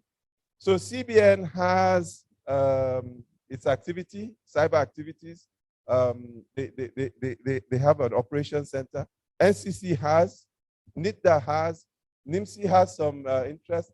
There is no commercial bank in Nigeria today that does not have some kind of SOC, security operations center of some sort. And also some other bigger companies, for example, like Dangote, you know, they have a CISO and all of that. So while the NG CERT is, for now, in an ad hoc manner, doing that coordination, I would argue that we certainly need to look at how we can make sure that we get that structure in place. So let me just talk quickly about some of the issues from our policy documents. One of the most important, and this is part of, I think, pillar number 2, critical national information infrastructure. One of the challenges for us when we were developing the policy was that the president has already accepted this before we started. So we could not add or subtract. In of themselves, they are not bad. There are 13 sectors. Certainly, maybe we could have squashed it down to 11 or something, but it will fly. The challenge we have, and it's not a Nigerian problem, it is something that comes from lessons. The sectors themselves are not the issue. It is the dependencies in the sectors. So you actually have some components of sectors that are actually core and other components are not. So I think we would all agree that electricity is a critical national infrastructure. But the dependency and importance of electricity in a hospital, you would also argue, is critical. But then I would ask you, is electricity in the ICU less important than electricity to the doctor's car park? So you see, even within an institution, there are different levels of criticality. And why I mention this to you is because as you move forward looking at some of these things, don't just take it that because they say aviation is a critical, it is. But there are parts of aviation. For example, none of us wants to be on a flight that the flight computer is hacked. You know, none of us want to be coming into land when the airport landing computers are hacked. So there are some areas, you know, that are slightly more important than others. So these are some of the definitions of what is critical infrastructure. And one of the challenges we have today is that there's so much overlap. As I gave the example with the digital economy, I would argue there's nothing like critical national information infrastructure. It's just critical national infrastructure because of the overlap. So what is it? What does the protection entail? So the protection of CNI or CNII, as you may wish to define, is safeguarding the citizens, again, people, physical assets, critical processes. Remember PPT? And for example, ladies and gentlemen, let me tell you, I have been advocating, although, you know, when you advocate sometimes, the people know they hear. The election process is a critical national infrastructure and should be so designated. Why? Because that's the foundation of the type of democracy, liberal democracy we are trying to build. If you mess with that, then you have no democracy. If you have no democracy, well, you may still have a nation, but be a nation you want to live in. What is happening today? It's not about simply hacking INEC computers. In Nigeria, in Kenya, is the hacking of the mind of the electorate. When Cambridge Analytica will put videos from Central Africa showing one group killing another group, and then you believe, because of the context in which it is, that it is actually happening, you know, within 100 kilometers of Abuja. That is hacking your mind. So this is actually a big risk. It's a totally different discussion topic, but I just need to put it across that this is also part of the critical infrastructure. So, but it also includes vital networks that are necessary for public safety, human and economic well-being, and certainly national security. And please understand, when we say well-being, typically that overlaps because, again, trust is part of well-being. So, how many of you have ever been under a bridge in Nigeria? Not lived under a bridge, just, you know, maybe you're traveling, you stop. Well, back in 2016, I was on my way to Kano, and forgive me if I don't pronounce the name well, Tamburawa also. There's a bridge here. Thank you. Now, this is during the dry season. What you can see is that the river has gone below the cement. So you are simply seeing the iron.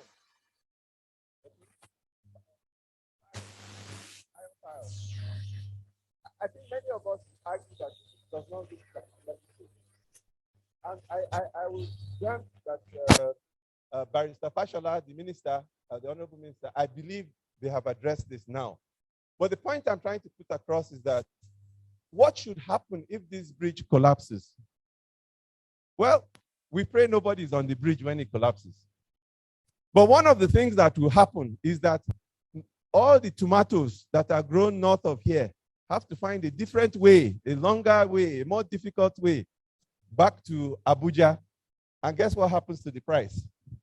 So you may say, but okay, waiting concern us with tomato. Well, this same bridge that you are looking at has ducts, and those ducts carry fiber optic cable. So what happens if the bridge collapses to the cable? They will cut. So it means everywhere north of here, including Kano, Jigawa, you name it, they are cut off. So today, can you imagine people in Kano not being able to watch Nollywood? Kannywood. You know what I mean? There are implications. The banks will not work. So you can't get your money for, I don't know, a week until, or 2 weeks until the cable is rerouted. So this is actually a challenge. But there are other instances of challenge with infrastructure. We have a situation where pipelines are vandalized. When you vandalize a pipeline, many of us don't realize that in that right of way of the pipeline, there are fiber optic cables connecting cities.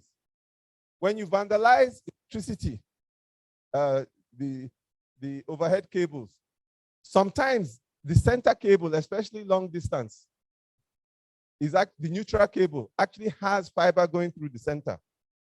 So when you vandalize these things, you impact. Now, sometimes you also have to understand, why do you vandalize?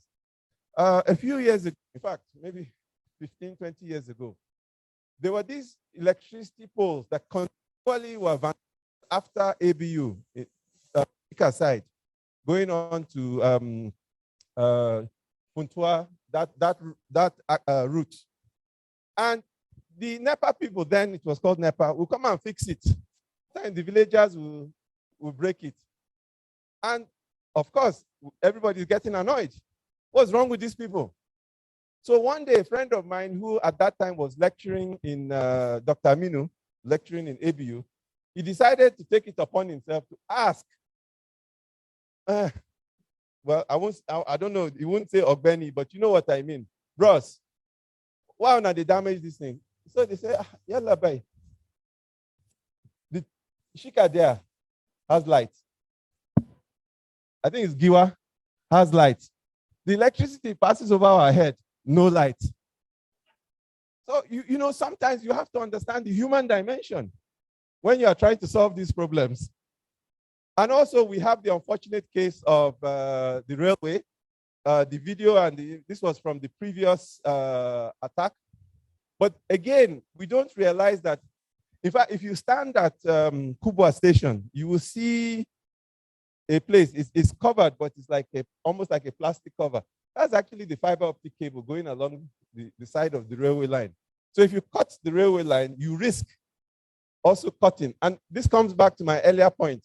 Where does critical national infrastructure separate from critical national information infrastructure? So luckily, again, Nigeria is a little bit ahead of the game. We have the National Civic Defense Group, and part of this is actually to protect critical national assets and infrastructure. Now, we've seen, for example, some interesting people or bad actors leverage cyberspace. How many of us here have heard of ISIS, ISWAP, Boko Haram, MEND, OPC, IPOB? Good. So what do they use our cyber infrastructure for? One, they use it as a tool to create, for example, their propaganda. They use it as a medium to spread, you know, their philosophy, whatever that may be, to recruit, to plan their attacks. They also use it as or see it as a target. We've had many base stations in Nigeria, indeed, even in the federal capital, that actually have been attacked. Some of them are not necessarily attacked, thank you, sir, because of banditry. Some of them because maybe the big company paid the subcontractor who had some staff and didn't pay those staff, so they are drawn to, so they go and damage the thing. Very quickly, you have your framework for capacity building in terms of critical information infrastructure. Why I wanted to put this was just so that we can focus, because we are in the Open University, we do have to continually hammer on capacity building. So we have to build capacity in strategy. We have to build capacity in actual protection. We have to build capacity in incident management. And certainly, we have to be able to build capacity in how to best monitor and evaluate. One of the challenges we have, especially in other African countries, is that they see cyber, they see security. What they see security, now defense be that. Unfortunately, cybersecurity, in my opinion, is a misnomer, because cybersecurity is actually about risk management. You cannot do good cybersecurity without the private sector. After all, now who gets the pipes? Who has the network? No government. It's MTN, Glo, BCN, or I should talk about them too. So, but also, who are the victims? As they ask one bank robber, why do you rob the bank? He say, because that's where the money is. So you need the private sector, but you also need civil society. Civil society is very good at making sure that governance is adhered to, making sure that government and the private sector are accountable. But you also need academia, because academia is about the research, the development, the innovation, the moving forward, the keeping abreast, and the building of your capacities. And certainly you still need the media. You have to do awareness and many other things, including, because you're not going to talk to Mama Alakara with the manual. You have to do either dance or you have to do a cartoon for her. Let's be frank. Reach them in their own way. So this is a quote by a friend of mine, and this just summarizes what I've been trying to say, that we do have to understand the cyber bad actors have some natural advantage because law enforcement, the good guys like us, we have to follow the rules. And sometimes the rules slow us down. But that means that's why we need academia, we need media, we need all these other people so that we can be much more proactive, look ahead and plan ahead. Again, bottom line, our goal is to protect digital Nigeria, to protect the Nigerian. Who is going to do so? Now we did this room. Oh, it's not anybody else. It's not NSA. It's not president. Please don't delude yourself. How do we do it? We must build mechanisms to engender trust in Nigeria, its people, its processes or technology. Nobody is going to come and invest in Nigeria as long as they think you get one prince for space station where they lost and you can collect all his allowances for the past 5 years. It's not going to happen. The second thing is we must look at our critical success factors. Awareness and capacity building is a bottom line. Yes, we have a problem with resources. We have insufficient resources, so we have to be creative. Usually creativity comes from partnerships. What can we do together, locally, regionally, internationally, even continentally? We need to look for some quick wins. So for example, an annual risk assessment, which empowers you to do the risk assessment and make reports similar to how the NDPR is working. And we must also establish our priorities. One of them I would suggest is to continue to do cyber drills and the like. Again, we must look at our context. We must do our SWOT analysis. We must understand and continually modify strategy. Remember, in war, the first casualty is your plan. But just because the plan is a casualty doesn't mean you should not have a plan. You must have it, and it must be flexible. In terms of implementation, sorry for repetition, PPT, people, process, technology. Where do we start? Education, primary, secondary. I just talked about giving your young one the phone. We must lay the foundations. Maybe we can do tax incentives. Yes, government does need to make some limited investments, and we may need to invest in centers of excellence. I'm not very happy with that. I think that rather than having one center of excellence for special people, we should evolve mechanisms where everybody can just move one step. Tomorrow, one step. Tomorrow, one step. And we can do that by incorporating at different levels Cybersecurity 101, so that as you go through a system, for example, the public service or the military, if you want to go from captain to major, you go to school. If you want to go from colonel to brigadier, you go to war college. At each of those academic institutions, there should be some cybersecurity. Now, please don't forget, across Africa, our challenge, we often say our challenge in cyber is the last mile. But actually, our challenge is the last 6 inches from the screen to the brain. But it might be more than 6 inches, but for those of us nearsighted. So as you move forward, and this applies not just nationally, but individually, we need to be able to do risk assessments. We need to be able to develop and implement appropriate safeguards. We need to be able to develop and implement appropriate mechanisms to identify the problem on time. This is where the collaboration comes in. Because of the way God has put us on the world turns. Interestingly, if a cyber occurrence in China or even in the US, they find out in the morning, it don't happen, no, we get problem. They will start working on it. Meanwhile, around the world, what is happening in Africa is night. We are sleeping. So as God has blessed us, by the time we are waking up in the morning, the Chinese and Americans don't sweat. They have at least said, okay, one, there's this problem, so you know problem is coming. Two, they may say, okay, this is the tentative or even the final solution. So you see, that's where that cooperation comes. And then we must carry out and develop appropriate activities to restore. Because if something happens in your bank, like you, sir, you don't want to know the bank has problem. You want access to your money. This is the bottom line. You don't want to know that Open University, somebody did ransomware. You want your result. I mean, this is human nature. Very quickly, I know I need to round up. not all systems are created equal. So when you are evaluating your systems, you must understand what are your digital crown jewels. So, for example, in Open University, no, let me use the bank again. That's easier for me. If you wake up tomorrow, you are an owner of a bank, and you do not have any account information on any customer, still a bank. That is the issue.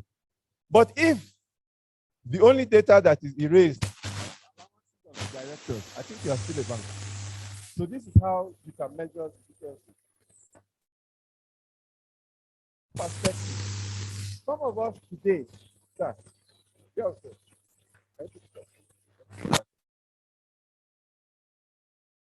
so this is my August expensive phone. I'm sure it cost you some good money. If you lose them, it will pay you. Okay. So let me give you a story. One day, you go to a conference, and the guest honor is the president. And maybe you speak. And the president, somehow, he just like maybe your face or whatever it is. And he sends for you, come. What's your name, sir? Peter. So he says, Peter, oh boy, here is my personal direct line. No SA, no PA, nobody. Take it. Peter now takes his phone, put it inside. Abi, Oga President. So Peter, they leave the venue now. They go house. He come misplace the phone. Which one go pay them? The phone or the number? Is your data. So that I think that gets the story across. So, colleagues, ladies and gentlemen, it boils down to people, process, technology. We need to build in monitoring and navigating all these global economic, commercial, technology, privacy, and connectivity relationships as they occur in cyberspace. Who will protect the digital African? Who will protect the digital Nigerian? If not you and I, who? At the UN, there's a program for developing norms. That is for state behavior in cyberspace, what a country should or should not do in cyberspace. I have up there a link to the United Nations Office on Disarmament Affairs. It's a cyber diplomacy course. It's a very, very good introductory course. I am recommending it wholeheartedly. I'm a bit biased. I'm one of the developers, but shh. The link there, hopefully, when you get the presentation later, you can also get the link. But just go to UNODA and look for a cyber diplomacy course. Take it. Even if you don't want to be a cyber diplomat, it will introduce you to some of the other issues related to norms, privacy, and some of the issues. If you are doing any studies, certainly you need some repositories of information. I would also recommend the Cyber Portal by the GFCE. Again, I'm biased. I'm the chairman of the GFCE, that's the Global Forum on Cyber Expertise. It's based in The Hague. I'm the chairman of the Working Group on Incident Management and Critical Information Infrastructure Protection. There's a lot of stuff there for any of you who need to search. And then the Oxford Cybersecurity portal is also very, very good. You need to open your minds to new areas, cyber diplomacy, data privacy, as was discussed by Barrister Edet. Do you know that that regulation alone, because of the way they have implemented it, has created 8,000 jobs? So if you know a bit about privacy, maybe there's a job somewhere in the ecosystem for you. Predictive analytics is a big one. Look at it. For those of us who want to do military by fire, by force, mosaic warfare.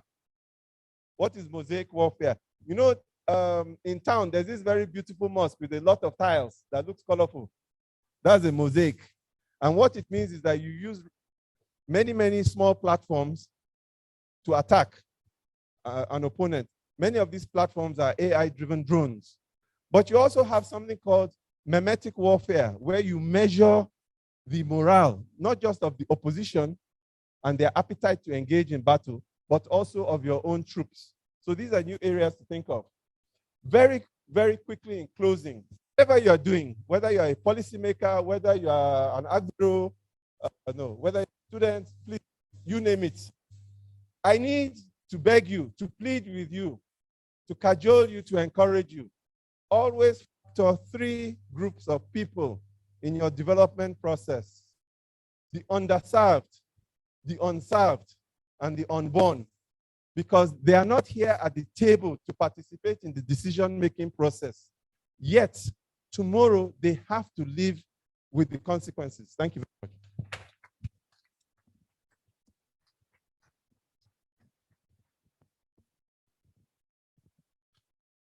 Thank you very much. Okay, thank you very much, Mr. Ola, for sharing your experience with us, mainly your experience developing the national cybersecurity policy and strategy. And I believe you all took good notes of the different lesson learned that he shared with us. Quickly, you know, I will share with you some of the notes that I took, which I think, you know, will help us a lot in, as part of, you know, the purpose of this workshop, to think of the next step, you know, what we'll do from here. So quickly, Mr. Ajijola started on the last presentation's question, saying that dark web is not necessarily a bad thing. It encompasses the resources that are not indexed. He also touched the Malabo Convention by saying that Nigeria should take the leadership role on that. Some countries have concern about it, but Nigeria should take that leadership. So I also noted that we are no longer securing computers, but we are securing society now. And Africa's cybersecurity solution market is important, you know, in terms of it will be worth 15 to 30 billion within the next 10 years. So his advice is that we should be, you know, devising solutions for our societies, not only relying on buying a solution from abroad. So, you know, he repeated the same sentence many times: who is going to protect digital Africa if it's not you and I? So if it is not us. He also raised the fact that the vacancy shortage of cybersecurity professionals is more than 3.1 million. And it is an opportunity for us in this room, all right? So we are also witnessing the death of the E. So we used to have many EEs. So now the technology is mainstream. So no more, and that one should not be noted, but I noted no more e-economy, but it's just economy now. So no more e-agriculture, just agriculture. And other aspect of it is that the digital currency should be controlled, well controlled. Otherwise, it will damage our economy. And he also underlined the fact that when someone, for example, leaves a company, it's important to, you know, delete its accesses, digital access to the company, its account, everything. A lot about the process of developing the national cybersecurity policy and strategy. And it is available online. It's composed of 8 pillars, and he walked us through the different pillars of that important policy and documents. A computer just went off. It's okay. So I think, you know, it's time now to turn it over to you to take some questions or comments, you know, to Mr. Ajijola. before we take the tea break. So 5 minutes for Q&A. Yes, first. Okay, maybe we can ask ladies to, because to ask their questions more. And then we take men after during the panel.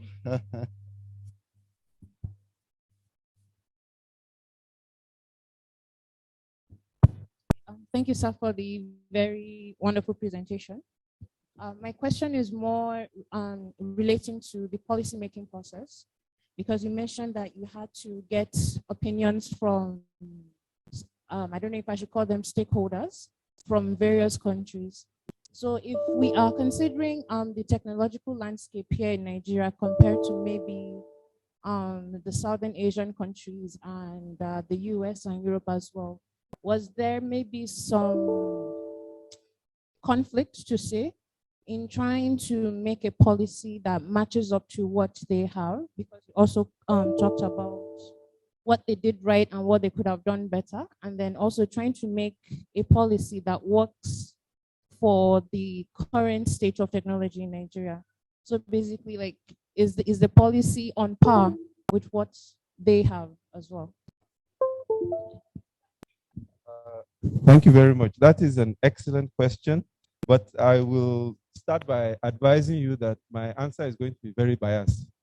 And the reason is that I was the chairman of the committee, so I will not point at, I will work with the left hand. So bear with me. But having said that, I will talk about the policy-making process in a moment, but one of the biggest takeaways we got from our interaction with our colleagues around the world was the issue of dependencies. And particularly the US and Malaysia brought this very clearly through to us, because I would say myself inclusive, just assumed, you have these different sectors, she can now move on. But then all of a sudden, we now started having to ask questions. For example, if you declare fiber optic cable a critical national infrastructure, what does that mean? Does it mean that you are going to put a policeman at every kilometer or every manhole? Does it mean you must have an alternate route? If that's the case, somebody has to pay for it. Do the companies get a tax incentive? So you see a whole bunch of questions started coming out. Now, particularly back to the dependency issue. What the Americans told us was that at the beginning, many years ago, when they started, they did exactly the way we did it, sectors. It was only after maybe 7, 8 years, they now realize that they are missing something. So what we have tried to do, I'm not sure how successful we are yet, because until that coordination center comes out, is to really emphasize that we need to look very early at the dependencies, so that we don't have to go through 7 or 10 years like the US to realize that we have to come back here. Now, on the policy-making process, forgive me, I'm going to be a bit blunt. Many years ago, like some of you in this room, stand up and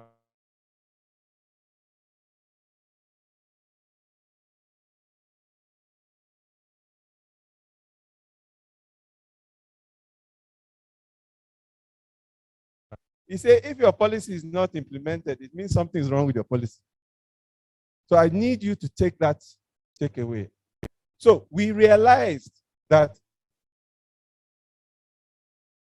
without it, the policy will not move, which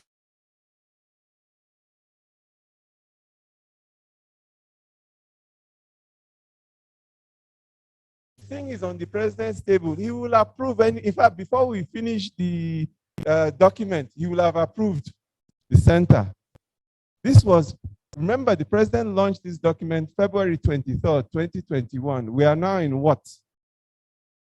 March? Or tomorrow, April? He never approved the center. The president will approve. But let us make that center, instead of do everything, be everything, let it be a center for coordination between the sectors. Let CBN manage its sector. Let ENPC manage its sector. Let NIDA manage public sector. You understand? So that is actually why the policy is moving though for me that anchor is still not there. So the NG-CERT is doing the function of the coordination, but it still needs a more tangible entity, governance structure.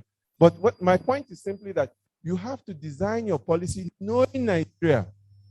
Today in Nigeria, if they tell you, come and set up a new agency, I promise you, you will not get money. I tell you from experience, back in 2000, when we were developing, I was one of the last 5 people that did the national IT policy. 5 of us, we had a retreat in Ife at Copine. And our chair, who later became the DG of NIDA, Professor Ajayi, late Professor Ajayi, he stood up and as a Yoruba man, he said, Obasanjo has declared IT a national priority. There is no way he will not fund this agency. They did not get proper funding for 7 years. So my point is that because some of you, God willing, will be policymakers, will be policy developers, please make sure that that policy can continue to move, even if some of the key elements are missing. Thank you.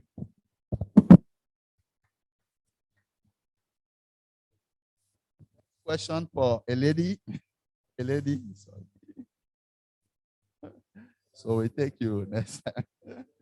So no more question. Okay. Short. Okay. So the last one then.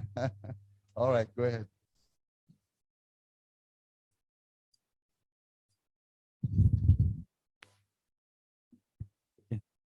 Thank you very much. A very wonderful presentation and thought-provoking, actually. Sir, can we include human being in the NC? I'm sorry that you said that we are working on, but there's one particular thing that is very on. I disagree. So, because you don't create coding, there was no class, you learn. There's nothing like you learn, sorry. It's still start.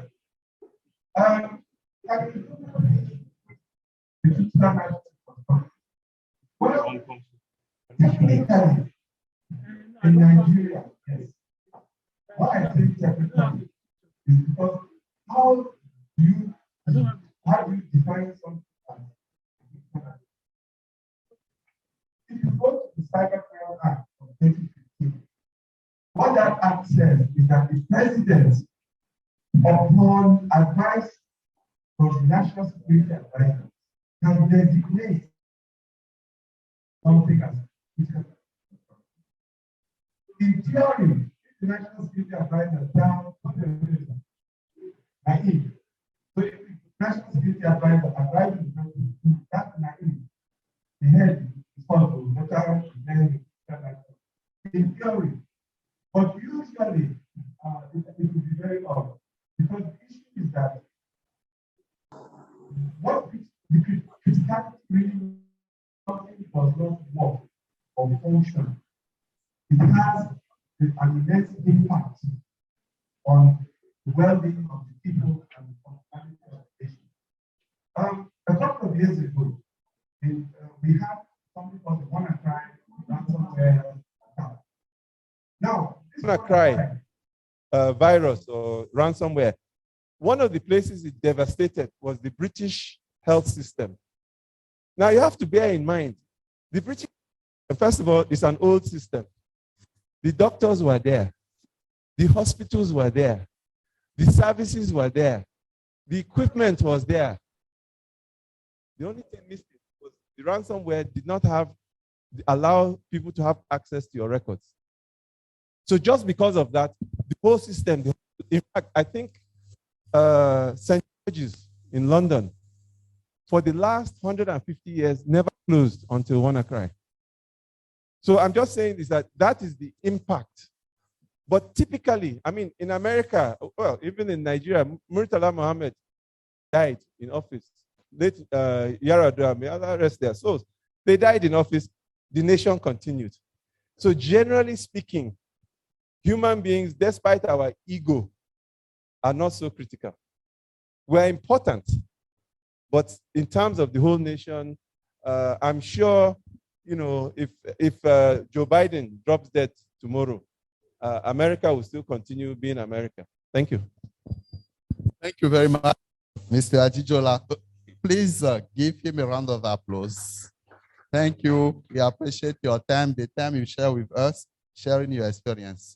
So we are now at the end of the first session. We apologize for, you know, for having not well controlled the time, but we learned a lot from the different presenters. And now we're going to take a tea break. Let's keep it for maybe 20 minutes before the last session of this regional workshop. So I don't know if I'm not right, 20? Oh, okay, so he will give you more instruction. Yeah.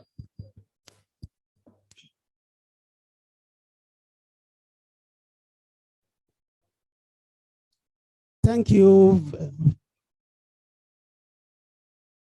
Thank you very much, our eminent facilitator of the last session. It was very, very interactive indeed. We really appreciate you. As we are going for the tea break, just 2 or 3 informations. The first one is that by the end of this particular workshop, an evaluation survey will be sent to your emails. So please check it up and ensure that you complete the evaluation, online evaluation survey and submit accordingly. Also, all the estate team,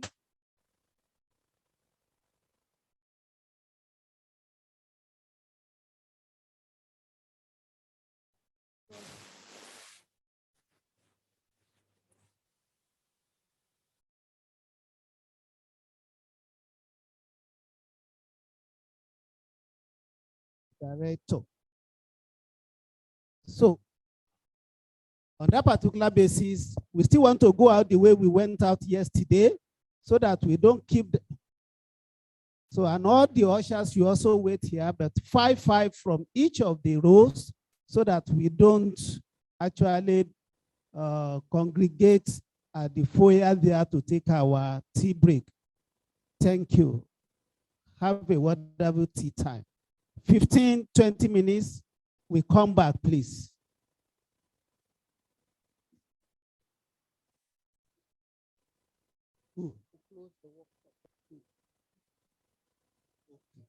So, and our first chancellor will also be around.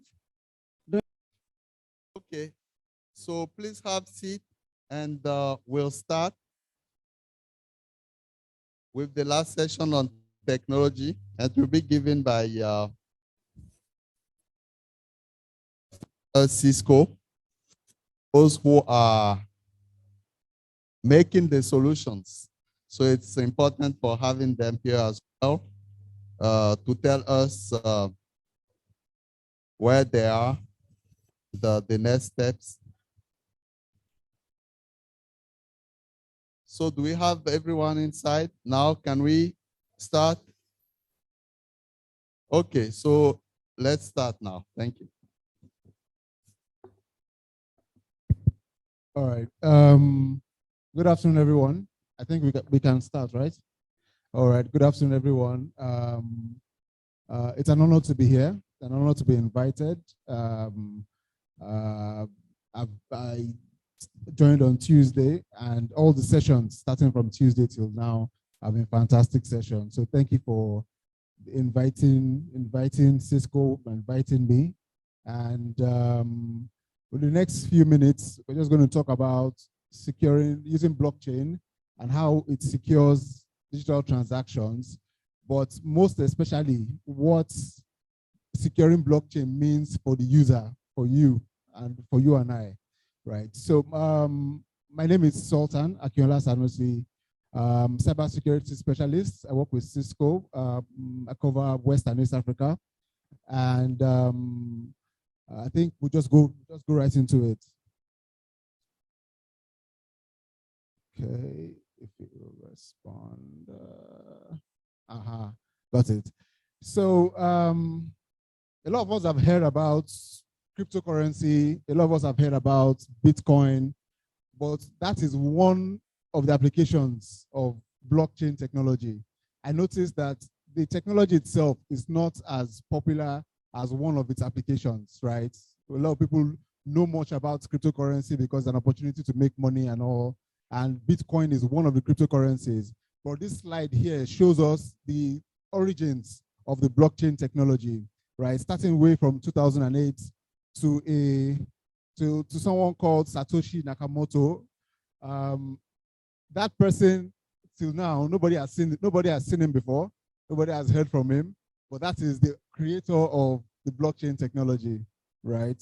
He wrote, Bitcoin. He published the Bitcoin white paper, right? So as I said, I will split my presentation into two, so giving us like a history of blockchain technology and then how the user, you and I, can secure blockchain transactions, because blockchain as a technology on its own is secure, but the weak link with blockchain is the users that access or use the technology. So you can see the year starting from 2008 till date, right? You can see how, you can see from the slide, how blockchain has grown over the years. So what is blockchain? So this is going to be very high level, right? Blockchain is a shared digital ledger for recording transactions between participants, right? And to put it in layman's terms, what blockchain simply means is each transaction, each participant in the transaction has access to all the records, right? So there's no centralized body that houses all the records. All of us, well, that's why it's called decentralized. All the records. So each one person cannot say, oh, I didn't do. It prevents against wrong repudiation, right? Each person has a history of transactions and it is stored, and it cannot be altered because it is secured by mathematical computations. Okay, the next here is, why do we need it, right? As I've said, okay, often participants maintain their own separate ledger to keep records of transactions such as orders, payments. That is when we're talking about cryptocurrency. And as we move on, we're going to talk about other use cases of the blockchain technology itself, apart from cryptocurrency. But that is the most popular use case for now. It also says each participant has their own version of truth, right? In the previous method, each participant has their own version of truth, which could lead to errors, fraud, inefficiencies, and other dependencies. Sorry, there's too much noise in the room. Please keep quiet so that we can well follow the presentation. All right, thank you.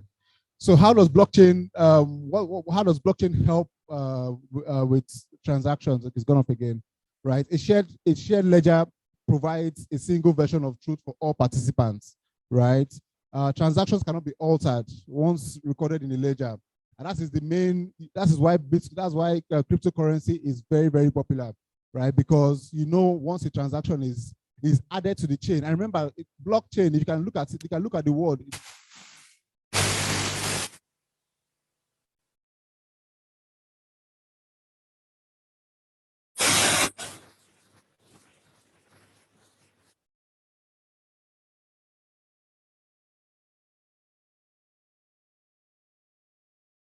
Altered once it's recorded. Okay. It says all participants must agree, or it's called reaching consensus before a new transaction is recorded in the ledger. What that simply means is that Mr. X wants to do a transaction, right? If there are 10 participants in that transaction, all 10 participants have to agree that this transaction is approved, right, before it is added to the chain. Because remember, once it's added to the chain, it cannot be taken out again. That becomes permanent record. So it also eliminates errors, frauds, and the need for intermediaries, and enables trustless transactions. That's another reason why Bitcoin has been very popular, because there are no intermediaries. There's no central bank intermediary. There are no payment processors like your interswitches or Flutterwaves, right? It is just those that participate in that transaction. Okay, another term when it comes to blockchain technology is what we call a smart contract. I'm sure some of us might have heard about smart contracts, but I'll just give an overview of that, right? So what is a smart contract? A smart contract is a code that is programmed to automatically execute on blockchain network when a triggering event occurs, right? And it is guaranteed to execute exactly as written and cannot be overridden by any entity on the network. So the smart contract from a blockchain perspective is a piece of code that each member of that blockchain is going to execute to approve that transaction and add it to the chain as it were, right? It is used to automate shared business logic among participating entities. It's executed on multiple nodes on the network and is used along with consensus to validate triggering transactions, requests, and associated change of states, right? So don't worry about this. This is just, you guys will get this on the slide. This is just high level of blockchain and some of the terms or terminologies used with blockchain. So the next is consensus, right? And I think that this one kind of pretty much explains itself. Consensus basically means parties agree on order and correctness of transactions committed to the ledger, right? The ledger in this case is the chain, right? Consensus means we all agree, this is what all the participants will agree, this is what makes a legitimate transaction, and then we add it onto the chain. As I said, there are no third party, there's no intermediaries, there's no government. So it literally requires all the members to agree before we can move forward. So it has different other technologies. You have, it's called lottery. In lottery, you have proof of work, proof of stake, proof of elapsed time. These are all terminologies with majorly cryptocurrencies. It has voting with some of the terminologies for voting is you have Paxos, REFT, PBFT. Excuse me. Let me just take this out. And then you also have fault tolerance. Another advantage of the blockchain technology is because since it's distributed, right, there is no single point of failure, right? Where in the opposite of this is when you have a centralized body handling or housing all the records. If anything happens to that centralized body and their database is compromised or is not available, nobody has access. But with blockchain, because we all have access to all the records, even if Mr. A's device is compromised, Mr. B's device is compromised, you will need to compromise everyone's device participating in that blockchain for that blockchain not to exist. Which is, and when you look at, you have hundreds of thousands or millions of people carrying out blockchain activity. It is mainly almost impossible. So that's one of the advantages of a decentralized setup, meaning you have fault tolerance built into it. Okay, so we're getting to use cases, and I'll talk about some of the use cases as we go along. So use cases or enterprise applications where blockchain is generating legitimate value. You have it in supply chain, in logistics, in trade finance. That's where you have your cryptocurrencies, payments, asset trading, and identity. And because of time, I would only talk about a few of these use cases, but you get the slides and can get the gist of the conversation. So let's look at supply chain, right? Supply chain is supply chain now has gone digital, right? So when we say using blockchain to secure digital transactions, most transactions we do now, as one of the speakers said, has a digital footprint at one point or the other in the value chain of the transaction. So if you look at supply chain, right, you can use blockchain technology to track the provenance. Provenance means the origin, right, of components along a large distributed supply chain and reduce loss of revenue from counterfeit products in the market, right? A good example of this is your mobile phone. A mobile phone has hundreds of components that make that mobile phone, and each component comes from one part of the world or the other. Whether it's the raw materials, whether it's the semiconductors, wherever it is, it comes from different parts of the world, and they all have to be put together for you to get the mobile phone you have. right? And one of the things the manufacturers are looking for is to ensure that those components are genuine components, right? If it's something that's supposed to handle heat, right, on your mobile phone, you don't want to use substandard or counterfeit products because that could lead to fires and could have other damages. So if you look here, you can see like a life cycle, you can see the supplier, right? Each product life cycle can be tracked on the blockchain to eliminate counterfeiting. So from the supplier to the manufacturer to the shipping company, distribution and channel partners, consumers, etc. Right? All of these can be added to can be tracked on the blockchain, right? So you can see that it's not only cryptocurrency. There are a lot of other very valid use cases for blockchain technology. Another use case is IoT. I know IoT is not very strong. I mean, our IoT sector is still up and coming, right? And IoT stands for Internet of Things, right? So basically, you have your connected cameras, your connected printers, your if industrial control, they have a lot of IoT devices, basically devices that can come onto the network. So we can use it to manage IoT devices through a decentralized authority to eliminate single points of failure, as I said earlier, and create a more secure platform for devices to run on. One of the challenges with IoT devices is they don't have a management interface most of the time, right? For example, a smart thermostat, right? It goes on the internet, but it doesn't necessarily have a management interface. And you don't want a scenario whereby that thermostat is compromised because it's on the internet and it is now used as a base point to launch an attack.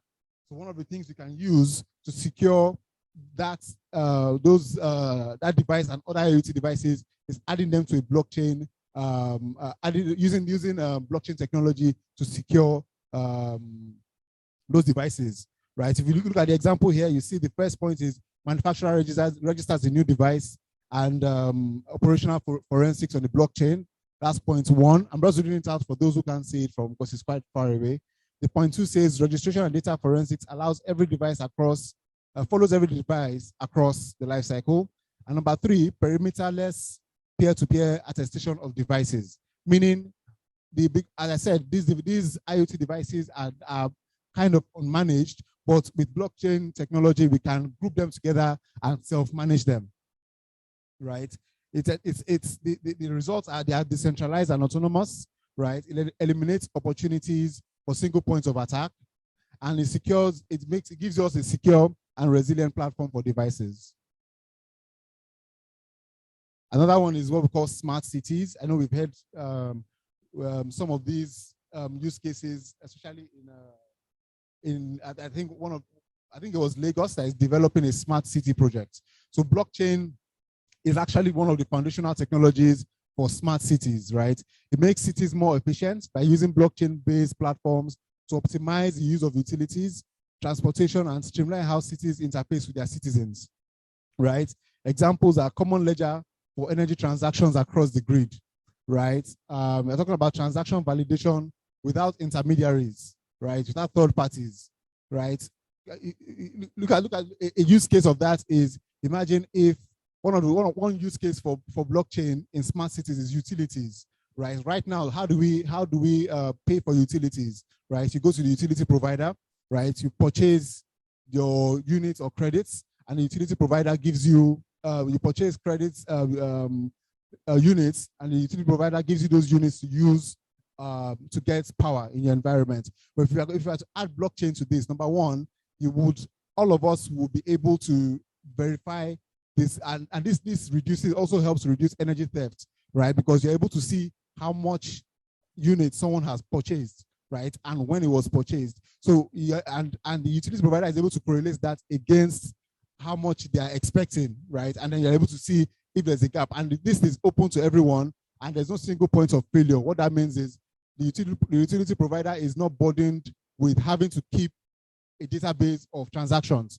because that database is now spread across everyone in that environment.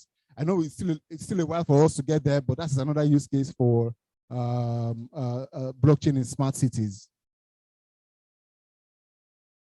Then it also has a networking use case. This is for networks. to track the origin and execution of network intents, configurations, policies. This is mainly for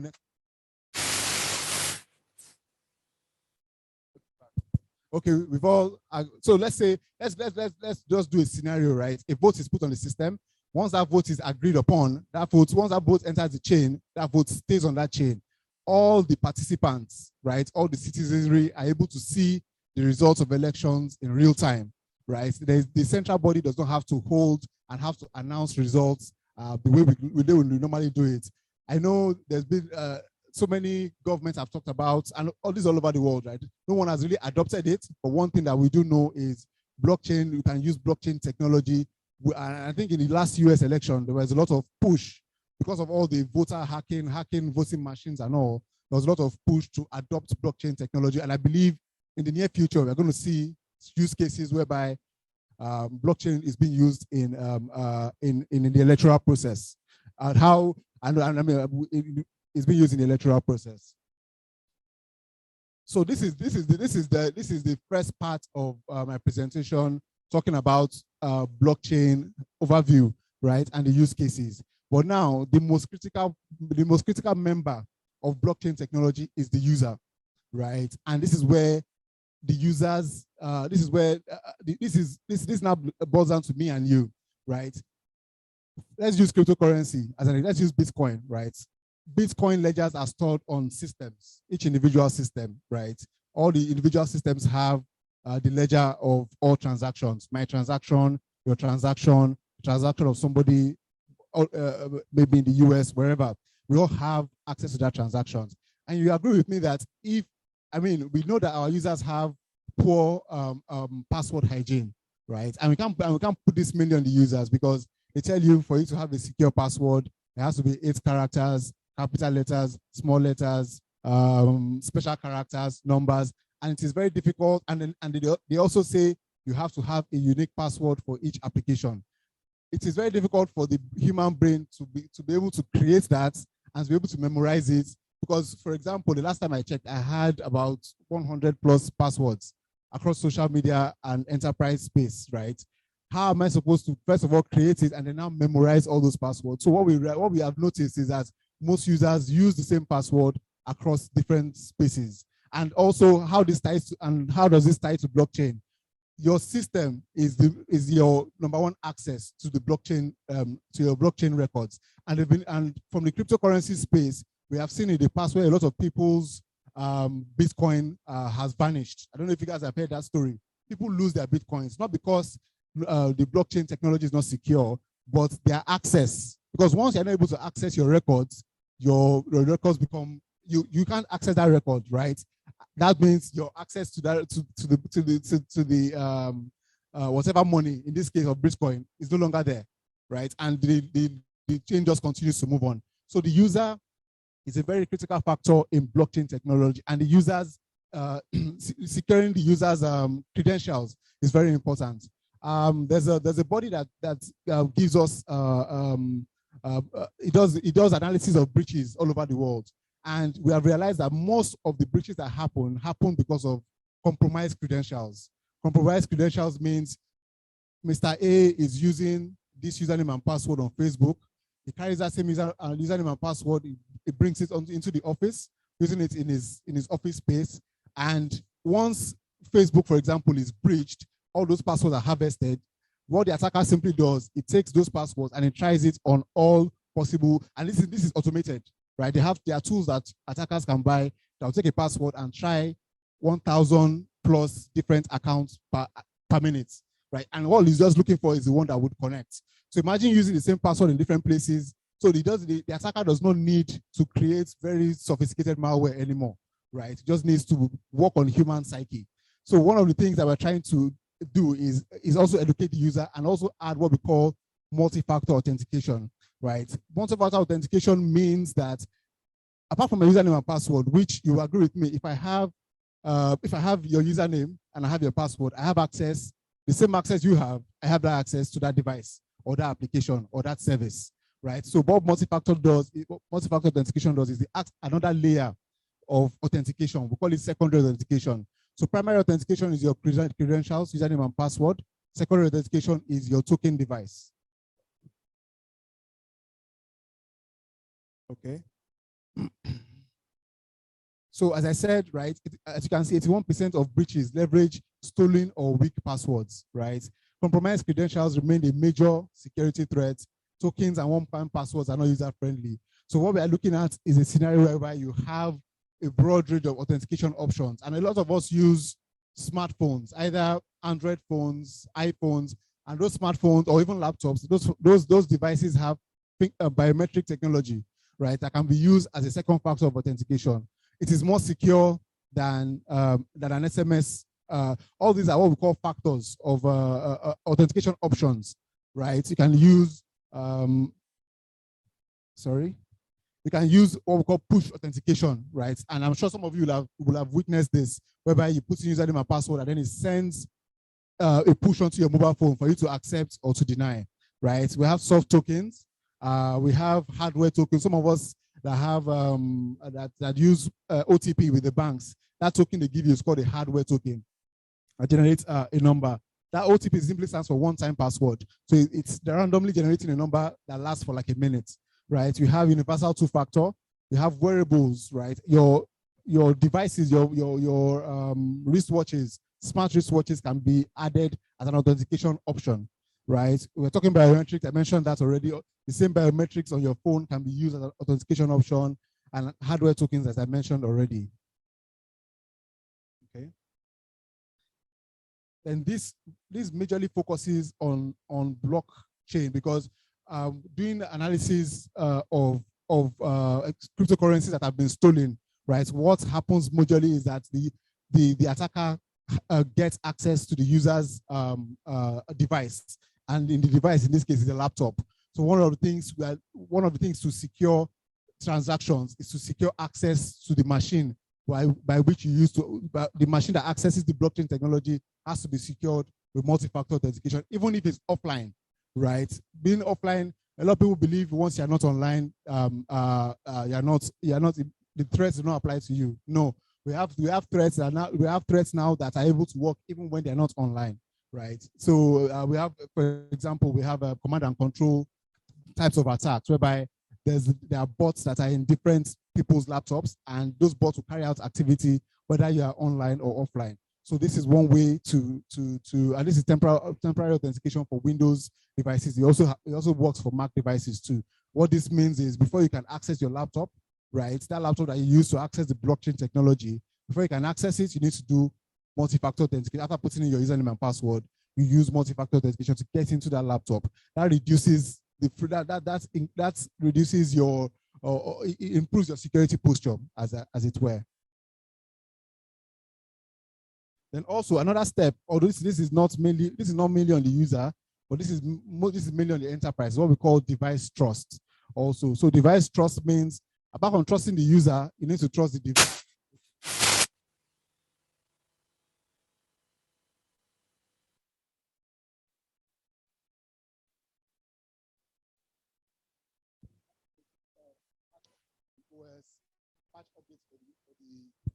Patch updates for applications, right? So device trust simply means that, okay, you as a user, I trust you coming into the network, but I don't trust your device. Maybe because your OS is not up to date, or you don't have antivirus, you don't have anti-malware on your device. So you need an automated solution to ensure that device that is going to access that blockchain, that is going to access the blockchain solution. That device is also passes in a series of checks, right? So this is just buttressing what I said earlier, right? There are a lot of vulnerabilities in some of the software that we have. So basically, the reason why we have constant updates is because most of the time a vulnerability is seen and a patch is released and it's called an update. So it's a very important, and this is to everyone, it's very important. Whenever you see an update, it's very important to take it seriously and try to update your devices, update the OS, because what they are pushing, a lot of that, sometimes they're called security updates, right? And you can use this also as a factor to ensure that whoever is coming into that blockchain environment or ecosystem that the person's device also is trusted in quotes when that device passes all your security checks. So these are just, as I said, these are just the user. And it's my personal opinion. And whenever I get the opportunity to talk to people, I always tell them that the user is still. So I don't like the word weak link, but the user is still the one that requires the most education, right? As I said, a lot of technology companies have done fantastically well in the sense of bringing out technology controls, right? For example, most of our email providers have established two-factor authentication on the email platforms, but a lot of the users don't use it, right? And it is free, you don't have to pay for it. Facebook has two-factor authentication option. Twitter has two-factor authentication option. Instagram, all these big social media platforms, if you have an account there, right, the best thing to do is to enable that two-factor authentication option in as much places as you can. As I said, you don't have to pay for it. It is an option there. If you go to the settings, you'll see where it tells you to enable multi-factor authentication or two-factor authentication. It is very, very, very important that you do so, right? And then another thing, another public service announcement I like to give is in the area of passwords, right? I know there was still a conversation about using admin passwords, and these things still happen in this day and age, right? You still have ATMs all over the world that are still using Windows XP, and the admin password is admin, right? These are ATMs that carry money, and the admin password is still admin. So, but for the user, what can the user do to improve the password health? I use a password manager, right? The password manager is the one and the password manager helps me to generate that password and helps me to store that password so for each application or service that I use, the password manager is the one that generates a unique password, and my password length normally is about 25 to 40 characters, right? And what that means is that because it's a machine that is trying to crack your password, the shorter your password, the easier it is for the machine to guess that password. But if your password is very long, right, it becomes almost impossible for the machine to guess your password. We have machines that guess passwords per second, right, depending on the computing power of the device. And some people are able to, they're able to hack different, most times it's data centers that have high computing power and use them to crack passwords, right, because it's easier for them than creating malware. So what a password manager does is it creates a very the password manager can create even as much as 100 characters if you want, random characters, and is able to store them for you. So all the user just needs is to remember one password as the password to your password manager, and then that one remembers the rest. There are so many, that is the policy that works for me. There are so many other options that work for everyone, but it's important for us not to reuse passwords, because as I explained, if you use the same password everywhere, if I get it once, I can try it on all other places. And once I get access, I get access. So this goes beyond even blockchain, right? Even your digital footprint as a human being, right? If I get access to one of your passwords, right, I get access to everything. But if you use unique passwords, it means the attacker has to guess all your passwords in different places, and we know how difficult that is going to be.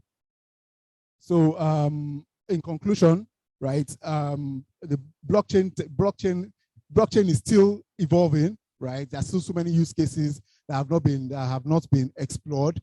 The most explored use case is cryptocurrency, right? And we can see that in my own opinion, I would say that has been a success, right? Take the currency part, just look at the technology. We're not looking at the financial transaction, the technology itself. Blockchain has done very well with cryptocurrencies. There are lots of other use cases out there, but the most important thing here in blockchain is the user, right? The user's credentials, because it's that credential you're going to use to access the blockchain solution. So if that credential is compromised, if you lose that, so that's the only weak part of the blockchain. If you lose access, you're out. So you have to ensure that your access is always secure. One of the examples I've read of someone that lost, when Bitcoin started, I think she said she had about 100 Bitcoin on her laptop. This was a couple of years ago, right? But she lost access to that laptop. She couldn't remember the credentials to get into that laptop. And we both know what 100 Bitcoins is worth now, right? So she has money sitting somewhere, but she cannot access it because she has forgotten her credentials. So I think that's the end of of my session and open to questions. Thank you. Okay, sorry, the last speaker mentioned something about examples of some tools or files like FileZilla and Base64 for some code decryption. So what has like you yourself also mentioned something about a hacker trying to use like various characters or name to break through a user's password. So what are some examples of some tools whereby a user can also use to break through a user's password?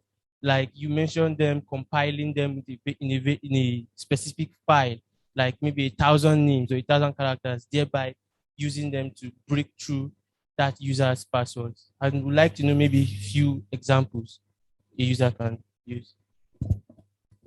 Okay, so if I understand your question, you're asking what are some of the tools that are available to help you manage your password health or password hygiene. Is that correct? Your password health, your password hygiene, is that the question? What are the tools that are available for you as a user to be able to generate strong passwords? Is that the question?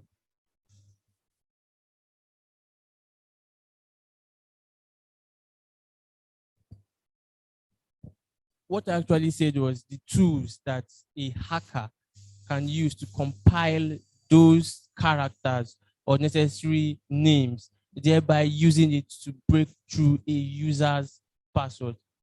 Okay, so apart from being a security professional, one of the things I also do is I'm an ethical hacker by training also. And one of the things that they teach you in ethical hacking is the goal of ethical hacking is to protect the end user. So I won't share tools or techniques that attackers will use. What I will share is how the user can protect himself, right? Because you don't want to be sharing. It's like sharing the ammunition that is being used, and it's against actually. If you read about ethical hacking, it's against sharing whatever information I have is to protect the end user, right? So what I can do is to share how to protect yourself as an end user, not for me to share the specific tools and codes being used. So I'm sorry I won't be able to share that, but what I will say is you can go online and search password managers. One of the things every person should have is to use a password manager. Some are free, but the free ones have a limit of applications that they can manage. The paid ones have unlimited number of applications. As I said, password managers help to improve your password health, your password hygiene. And by the time, if you have secure passwords, half of the battle is already won, right? But if you don't have secure passwords, if your password is password 1 or admin, I can as well sit there in my house and log in and use it to do whatever I want to do. So password hygiene is extremely important. Mr. Akilola, for your presentation. Thank you very much to Cisco. You know, Cisco is a vendor and selling solutions. So he's not in a business of hacking systems. So his answer is very right. He will give you the solution and how they work well. But as users, we also need to know how easy it could be, you know, to crack a password, for example. It sensitizes you maybe more to see that, you know, when you've been told to choose complex passwords or, you know, to put different characters in it, that it's, you know, it's important as well. So for the users, it's also important to see the other side of things. So thank you very much for your presentation and for sharing thought with us. Now we are getting into the panel session. And for that, that will be just before the communique. And for the panel session, I would like to invite Dr. Aderenle Akoloronsho to chair that panel session. So she will invite you know, the presenters then to join us here for the panel session. So on va utiliser quelque chose. Donc on va pousser. Ouais, toi, tu es déjà là, donc tu te mets là. Hein, tu es déjà. C'est tous ceux qui ont parlé aujourd'hui. Okay, so we have, how many presenters do we have here? So we have Akinlola, we have Roland, and the chair. Good afternoon, dear participants. Hello. Okay, good afternoon, dear participants. And we thank Estelle and our collaborators for this impactful workshop.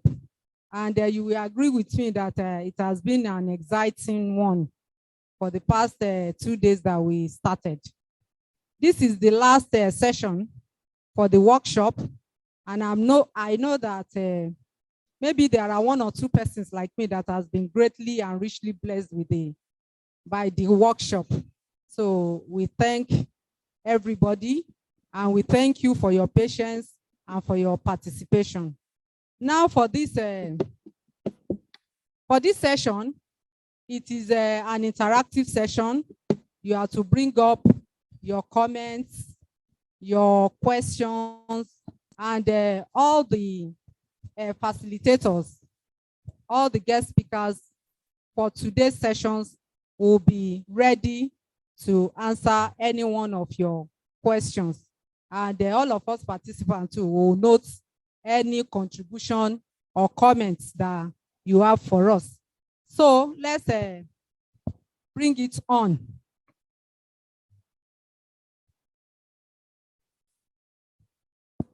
Thank you.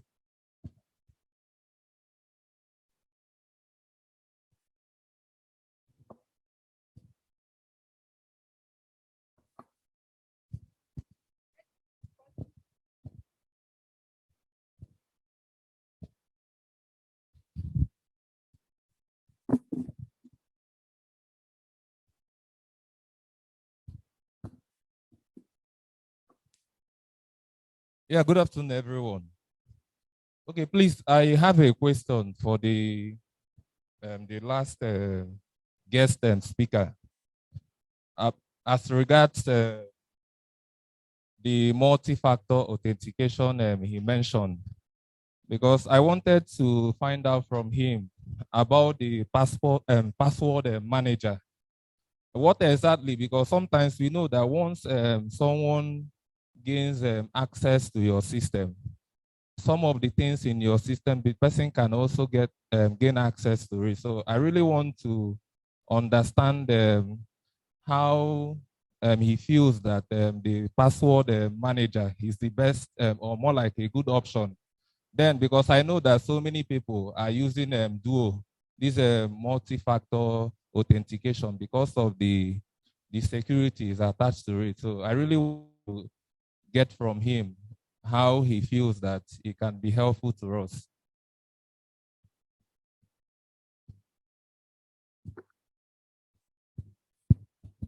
All right, thank you.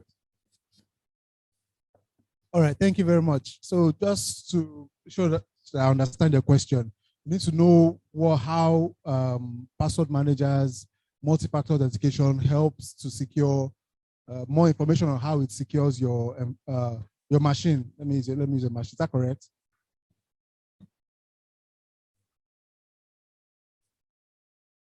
Is that correct? Before I answer the question.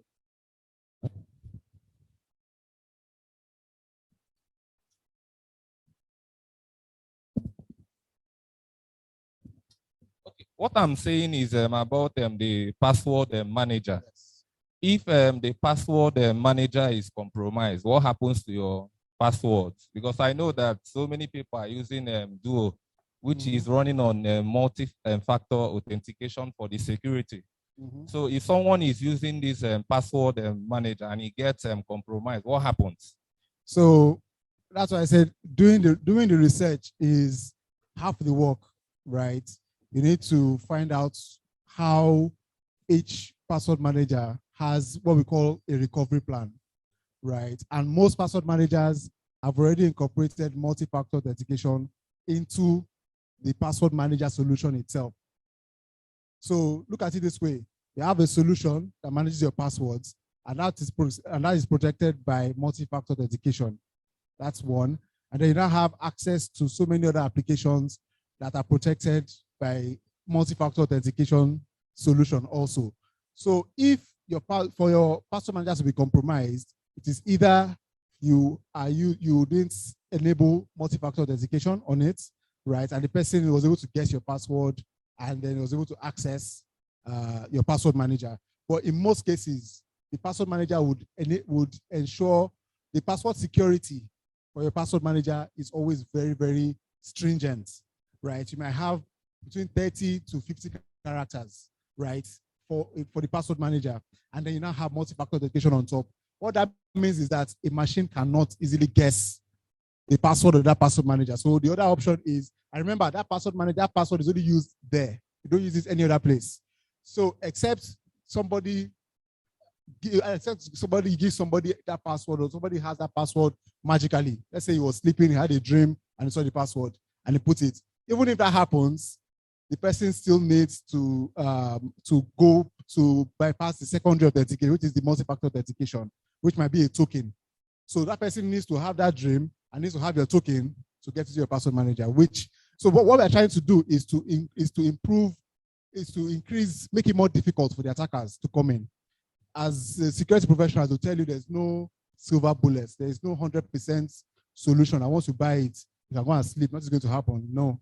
But what we can do is by using complex passwords, by not reusing passwords, by using multi-factor authentication, everything we've discussed today will make it harder for the attacker to be able to compromise your endpoint, your end system, right? But that doesn't mean you should not update your systems. It's also important. You can have the best passwords, you can have the best authentication. If your OS is not up to date, right, and there's a vulnerability in that OS, it will still affect the end user. So all this together improves your security posture as a person.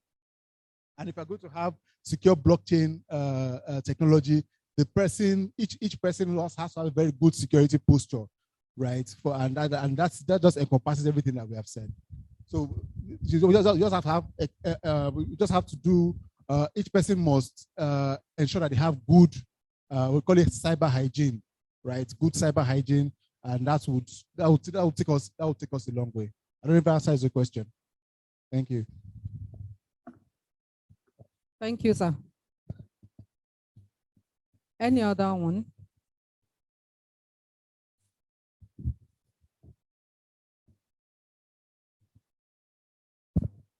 Good afternoon. Please, my question is about that same password you're talking about. You are telling us now that on how complex your password is, it makes it difficult to break.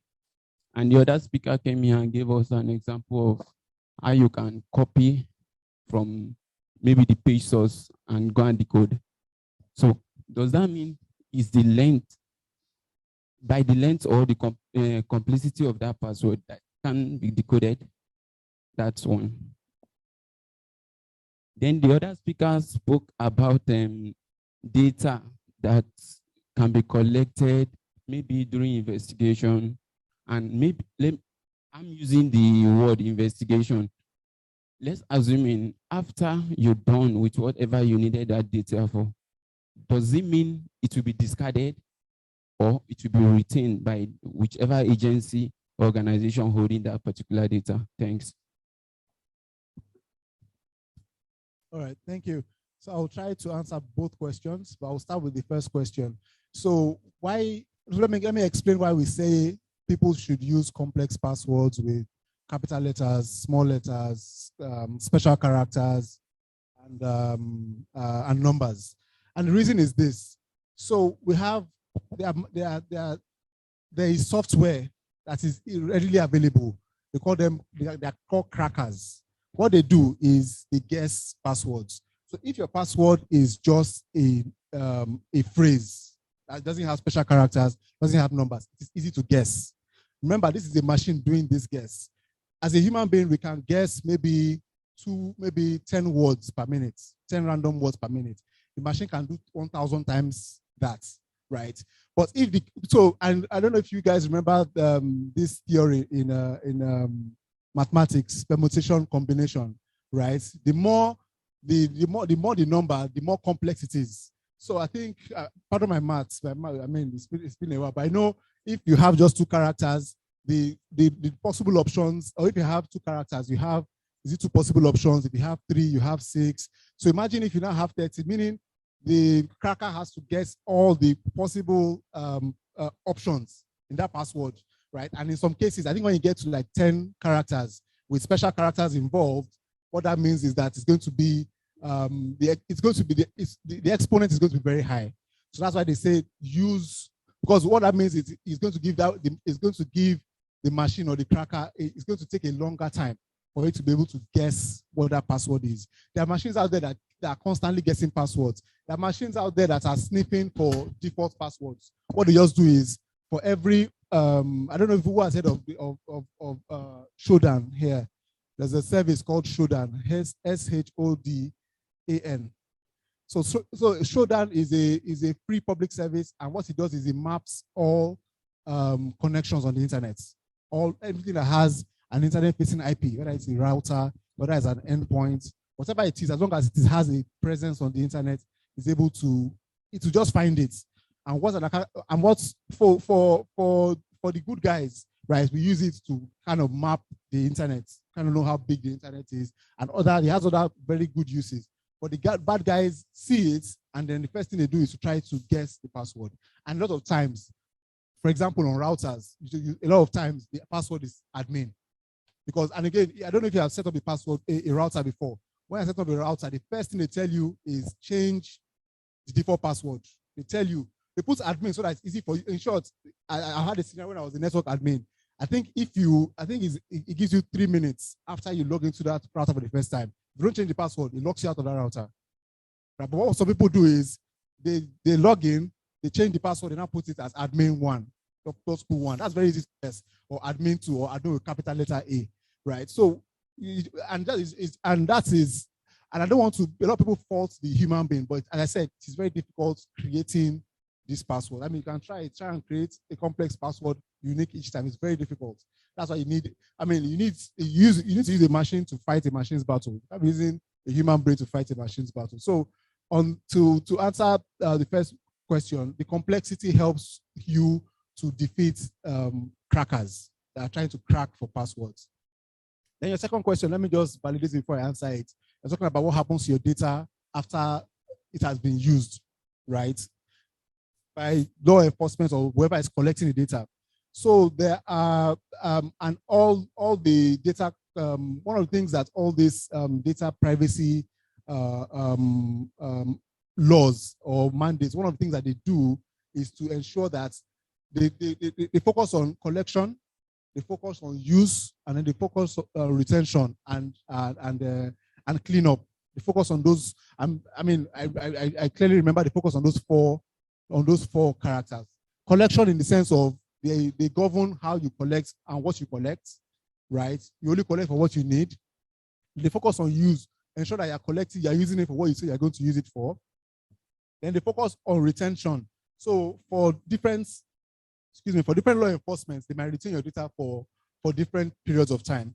I know for banks, I think banks have they are under compliance to hold your data for, I think it's 2 years, transaction data, so for 2 or 3 years, right? They're supposed to hold it and that is from the governing body. All transaction data should be held for 3. I mean, whoever is the banker here will correct me, but last information I got was hold it for 3 years, right? With social media sites are meant to hold your data for a shorter period of time, right? So it's already, if you look at each of these collecting agencies, they specify the maximum duration of which you should hold that data. And then immediately that duration expires, they're supposed to expunge that data.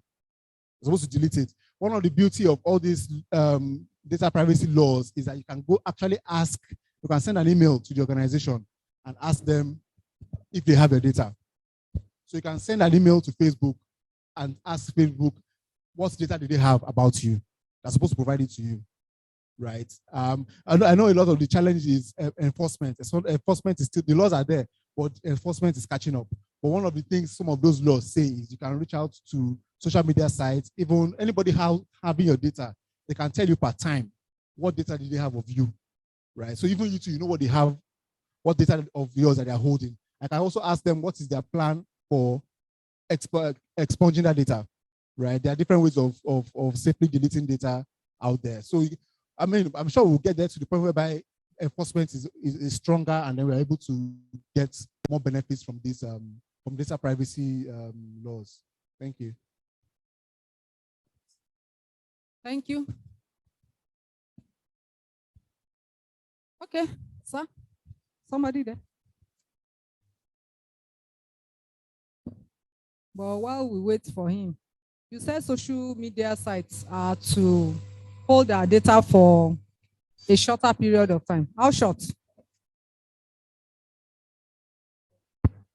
So that is the length is determined by the government, and each government determines, or each data privacy law specifies the duration and the type of data. Let's remember, they are the ones we call PII data. PII stands for personally identifiable information. So PII data can be your age, your sex, your name, right? Those are PII data. Now we have what we also call metadata. Metadata means data about data. So metadata is like, it's a very simplistic example of metadata is, so let me use myself as an example. PII data will be Sultan from Nigeria to Facebook using an Apple device at 5 o'clock this afternoon or yesterday afternoon. That can actually identify me and my location and my name and everything. But metadata will be something like there was a device, right, from West Africa accessed Facebook in the afternoon between 12 and 6 p.m. The difference is that the second one, you cannot pinpoint it to a specific person. So it's metadata, and metadata is held for longer, right? But personally identifiable information is held for shorter. I think one of the laws, I think it's GDPR, the European law, makes it extremely short. So because they believe you should move on to PII for too long. Because if you compromise PII, you have compromised that person's credentials. But metadata can be held for longer because you cannot identify a person with metadata. I mean, if they tell you somebody from West Africa accessed Facebook between 6 p.m. and 6 p.m. Last week, so many people fall on that brackets. So you can't pin it to one person. So the most of those laws would hold metadata longer and PII data shorter. But it depends on the country and how they want to apply their laws. Thank you. Next question. Thank you. For that wonderful one. There are situations where after using our devices, maybe our mobile phones or maybe laptops, go to maybe Wuse Market, drop it there, add money to get a new one. But one of the speakers said, one of the resource persons said, these G guys can actually get access to it and then retrieve the information that was stored there before. So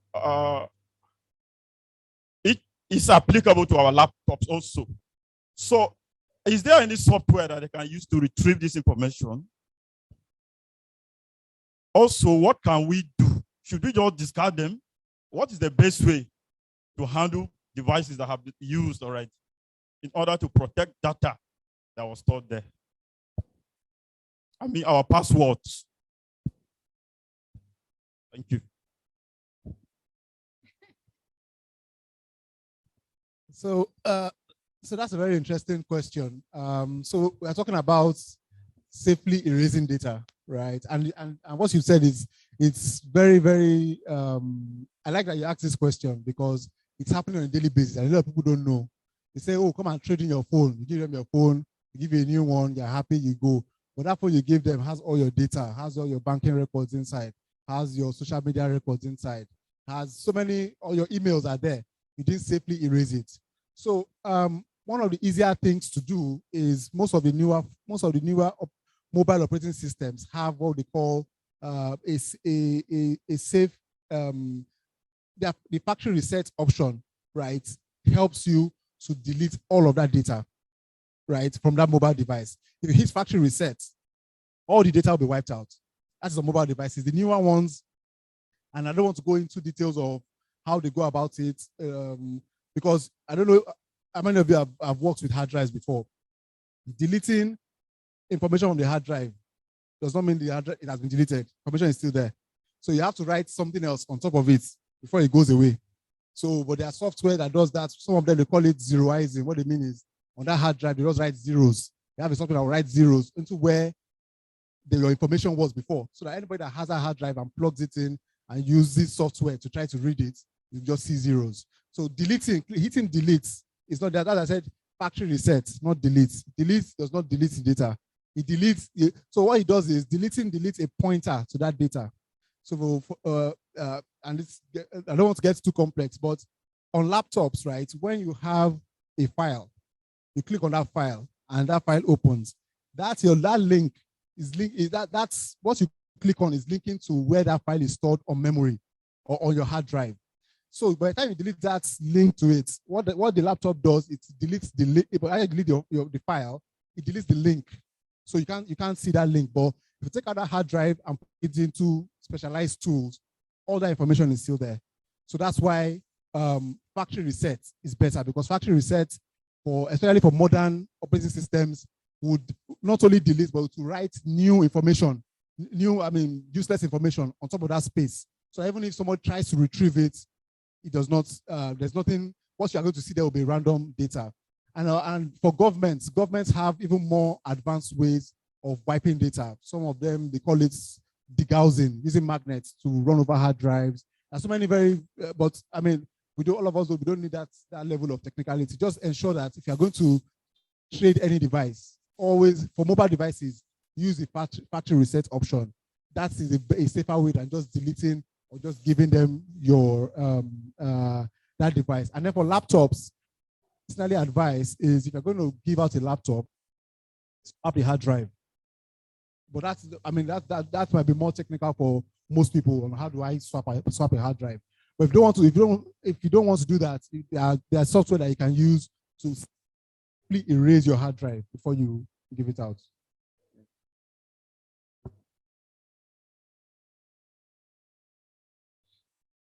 The VC National Open University is coming. Let us all stand up to honor him, please.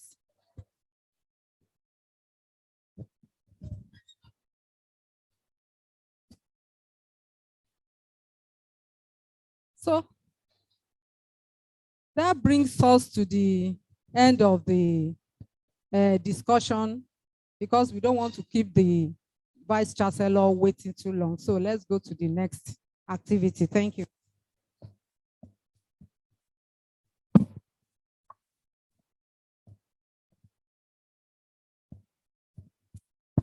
Okay. Good afternoon once more. We are coming to the end of this workshop, and I will call on Jules Degila, the center leader for ESMER, to give us the vote of thanks and then listen to the Vice Chancellor. Thank you. Okay, thank you, Professor Grace. Okay, Vice Chancellor, it is time now to wrap up on this regional workshop. And before the vote of thanks, I would like to invite the person in charge of the communique to read the communique, and then we'll proceed with the vote of thanks.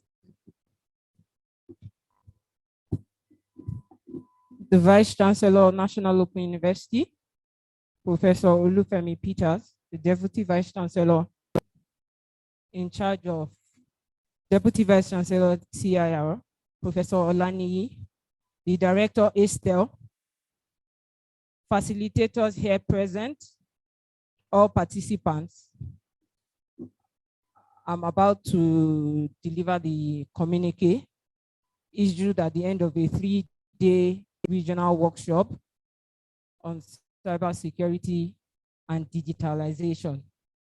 Organizers of the workshops are the African Center of Excellence on Technology Enhanced Learning, National Open University, Economic and Financial Crimes Commission, EFCC, National Information Technology Development Agency, NIPDA, African Center of Excellence in Mathematical Science, Computer Science and Application, CISMEL.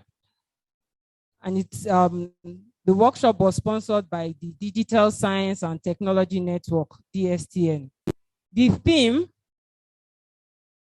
harnessing cybersecurity strategies for accelerating digitalization in West Africa, held from Tuesday 29th to Thursday 31st March, year 2022, at the National Open University Headquarters, Jabi, Abuja.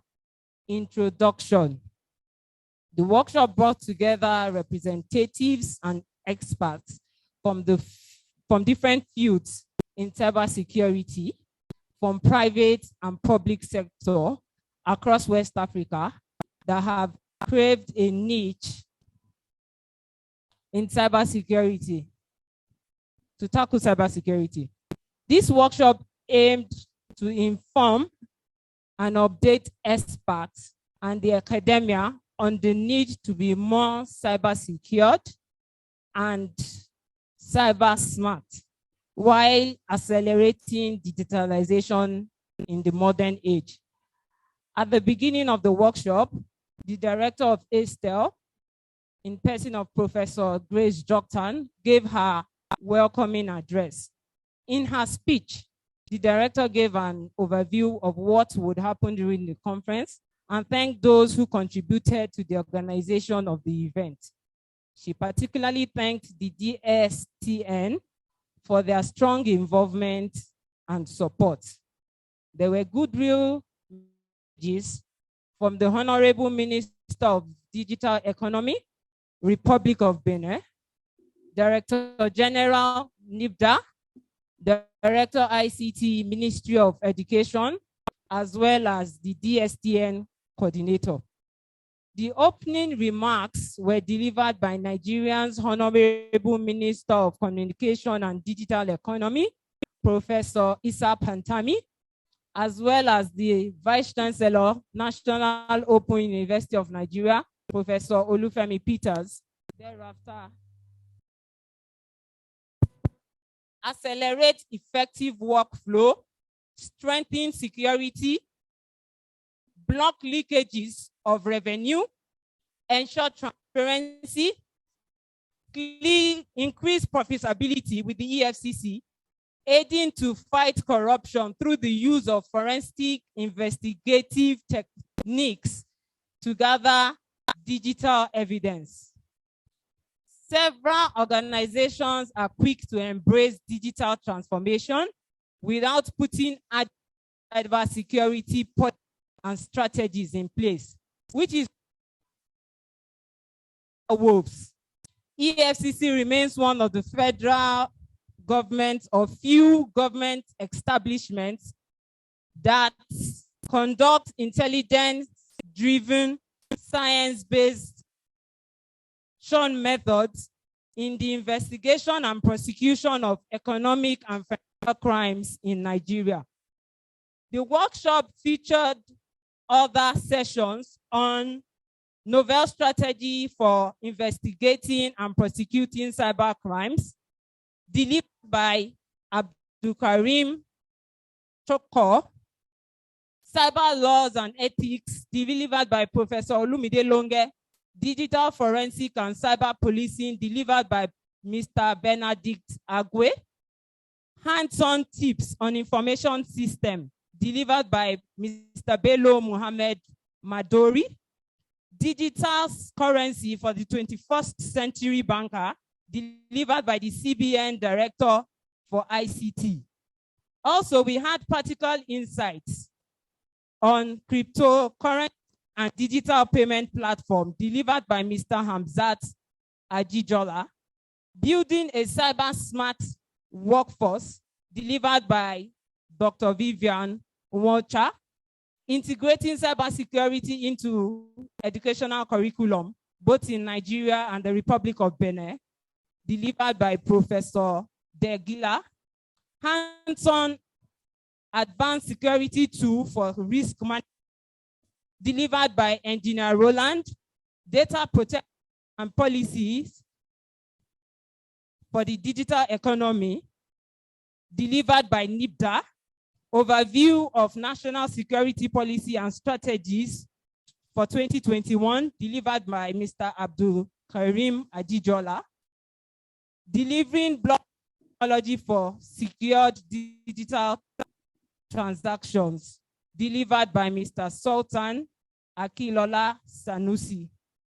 Other key observations and issues for the cybersecurity community noted by the speakers as well as the participants include that there's a surge in cybersecurity causing great loss and a projection of more losses in the coming years if nothing is done to address these attacks.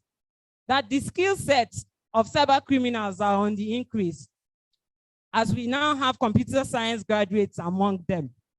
That there is a need to re-strategize on new measures to combat cyber crimes and manage vulnerabilities.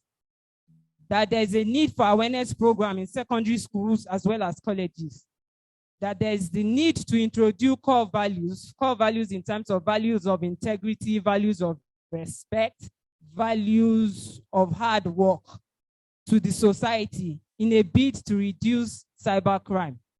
The cybercrime can be made to be a social benefit, society benefit center as against a cost center. There's a need to leverage on cybersecurity to empower and benefit women in a conservative environment and culture, as well as create jobs for the general public.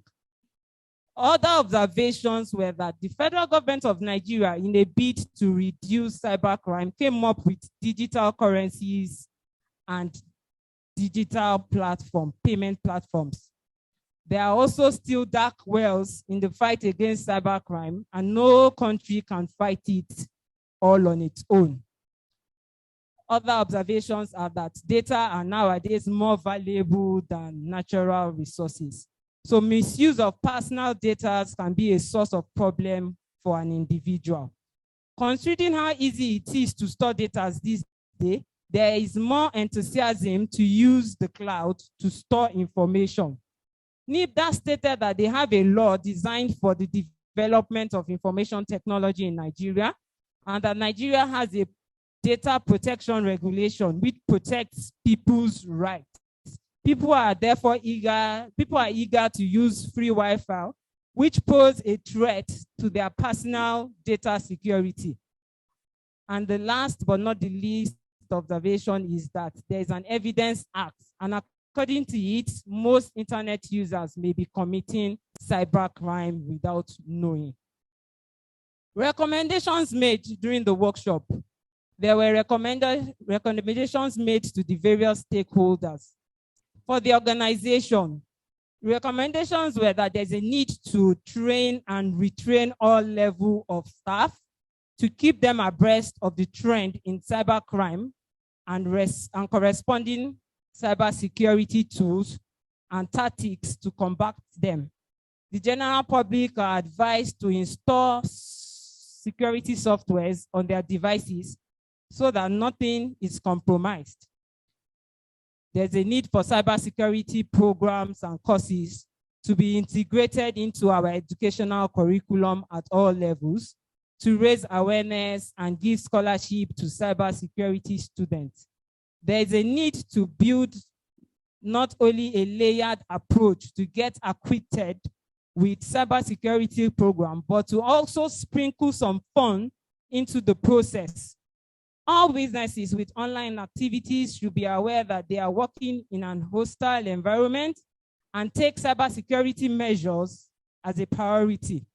Recommendations for the government is that the government should subsidize and provide financial assistance for cybersecurity certification. The government should strengthen cybersecurity governance and coordination. They should also foster protection of critical national information infrastructure. They should strengthen legal and regulatory framework. The government should provide a thriving digital economy, enhancing international cooperation. They should develop assurance tools for monitoring and evaluation of cybercrime activities. The government should enhance cyber defense capability. They should also enhance cybersecurity incidents management, as well as enhance international cooperation and collaboration in curbing cybercrime. Recommendations for the general public. The private and public sector, the industry and the academia should rise and take the responsibility for a safe cyber environment and a smart cyber environment by enhancing cyber defense capability, as cyber attacks will be on the rise in years to come if we do not rise up to the occasion now. Academics should engage in more researches and innovative approaches to provide solutions to the ills of cybercrime. Conclusion. The issue of cybersecurity and its full digitalization at all levels is the responsibility of stakeholders. Everyone needs to be committed to creating a cyber-safe, smart economy and also protect digital Africa. There is a need to build mechanisms that allow people to create trust and strengthen partnership at all levels. Thank you.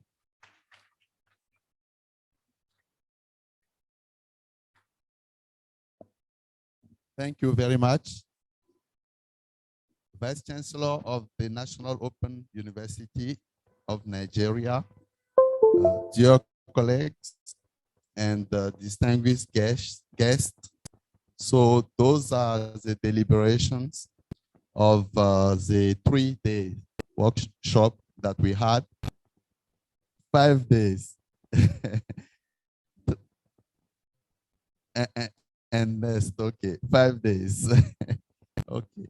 So during this, the last 3 days, we have listened to one another. We exchanged, we reviewed the status of cybersecurity, and to take some words from Mr. Ajitola's speech, we mainly did 3 things. We reviewed what we did right, what we are doing, and this kind of workshop is an example of what we are doing right. We also reviewed or exchanged, discussed what we would have done better. And as you can see, as part of the communique, we devised different actions. We reflected on the next, what next in the future, basically. And all this has been possible only with your leadership and your strong support, you know, since the beginning. I remember when we decided this workshop, it was when we visited you, SSMIA visited you April last year, and you encourage us in what we are doing, the collaboration between Estel and SSMIA. So we would like to say thank you here for your support and all you are doing, not only for now, but the country. And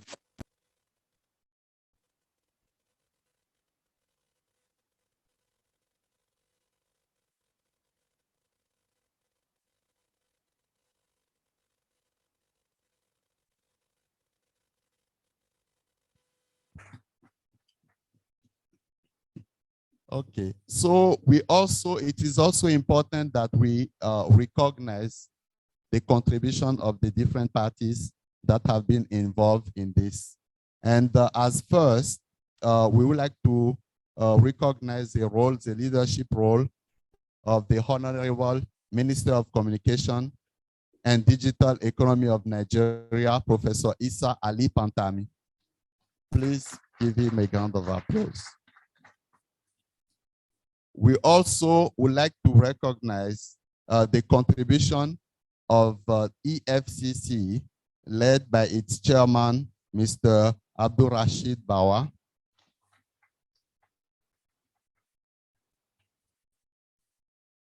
The other partner that has been heavily involved in this workshop organization is also NIDA, and we would like to recognize the contribution of Professor Kashifu Inua, General Director of NIDA. It is also important to recognize the role of the Ministry of Education of Nigeria, represented by the Director of ICT, Professor Abubakar Isha.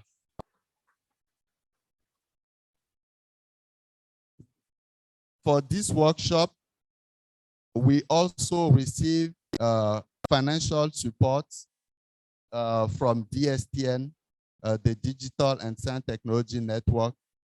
So it's important to also recognize the leadership role of Professor Mesa Mbai and Gausu Kamara for this workshop. And as you know, the main organizer, or the first organizer of this workshop, hosted by the African Center of Excellence on Technology and Enhanced Learning, led by Professor Grace Joktan.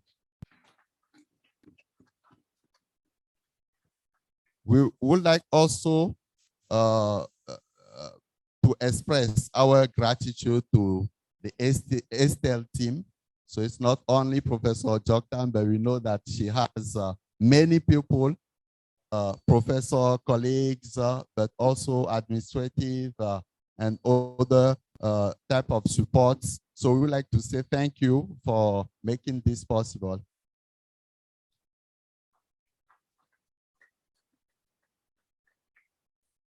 I would like also to say thank you to my colleagues from SSMIA who came here. And as you know, SSMIA is led by Professor Joel Tosa. He was not able to make it to Nigeria, but he has been very supportive to all our activities, the collaboration. So please give a round of applause to Professor Tosa. So I would like also to recognize the role of the other partners as well. From Benin, ANSI, represented by Engineer Roland here, but also the Innovation Hub City, represented by Abdou Ambaka. I would like also to recognize the other partners, Cisco's, and also individuals like Professor Adijola, who gave us a very interesting presentation today on the national strategy, the national legislation, and the provision in the law for cybersecurity. So a round of applause to all of them, please. So those are the pupils, the different people and partners who made it possible to have this workshop and the deliberations that have been read. So I would like now to turn it over with your permission to you, Professor Olufemi Peters, for your final words.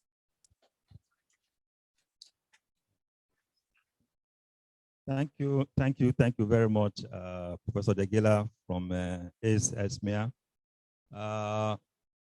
Distinguished participants, I'm told that there is always a beginning and there is always also an end. Although I'm told that tomorrow and part of Friday will also be used to tour some facilities that we have here in Abuja for some of you. But we want to thank everybody that has been here. I'm surprised that despite the conditions that we have found ourselves in this room, I could see that many of you were able to receive the presentations very, very well.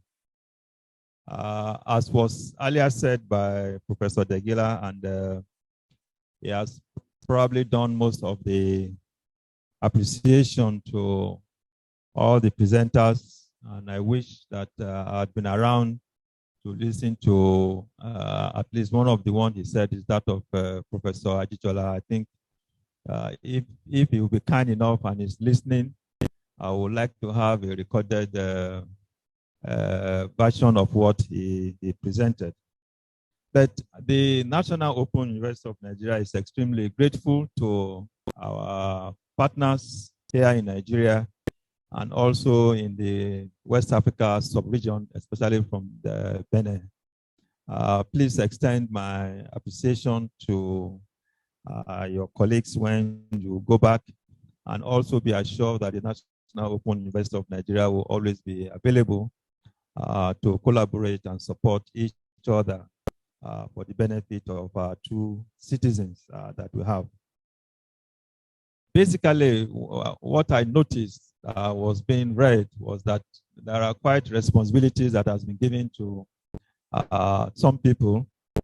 The government, from the communique that I read, that was read to us, some responsibilities have been given to the government of Benin and the government of Nigeria. And I also noted that during the presentation, some responsibilities have been given to the private and public sectors. And I think from private and public, the extent is also on those of us who are practicing, who are practitioners, that it's our job, especially if you note that the cyber crimes is not restricted to those who are green.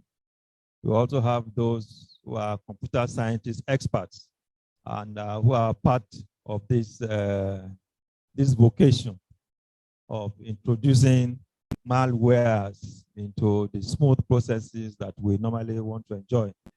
So there is a lot of responsibility, therefore, on all of us here, as we've just gone through this, that it is our job to keep our operations safe and secure, so as to be able to have what perhaps is the most important thing, trust in the systems that we have deployed.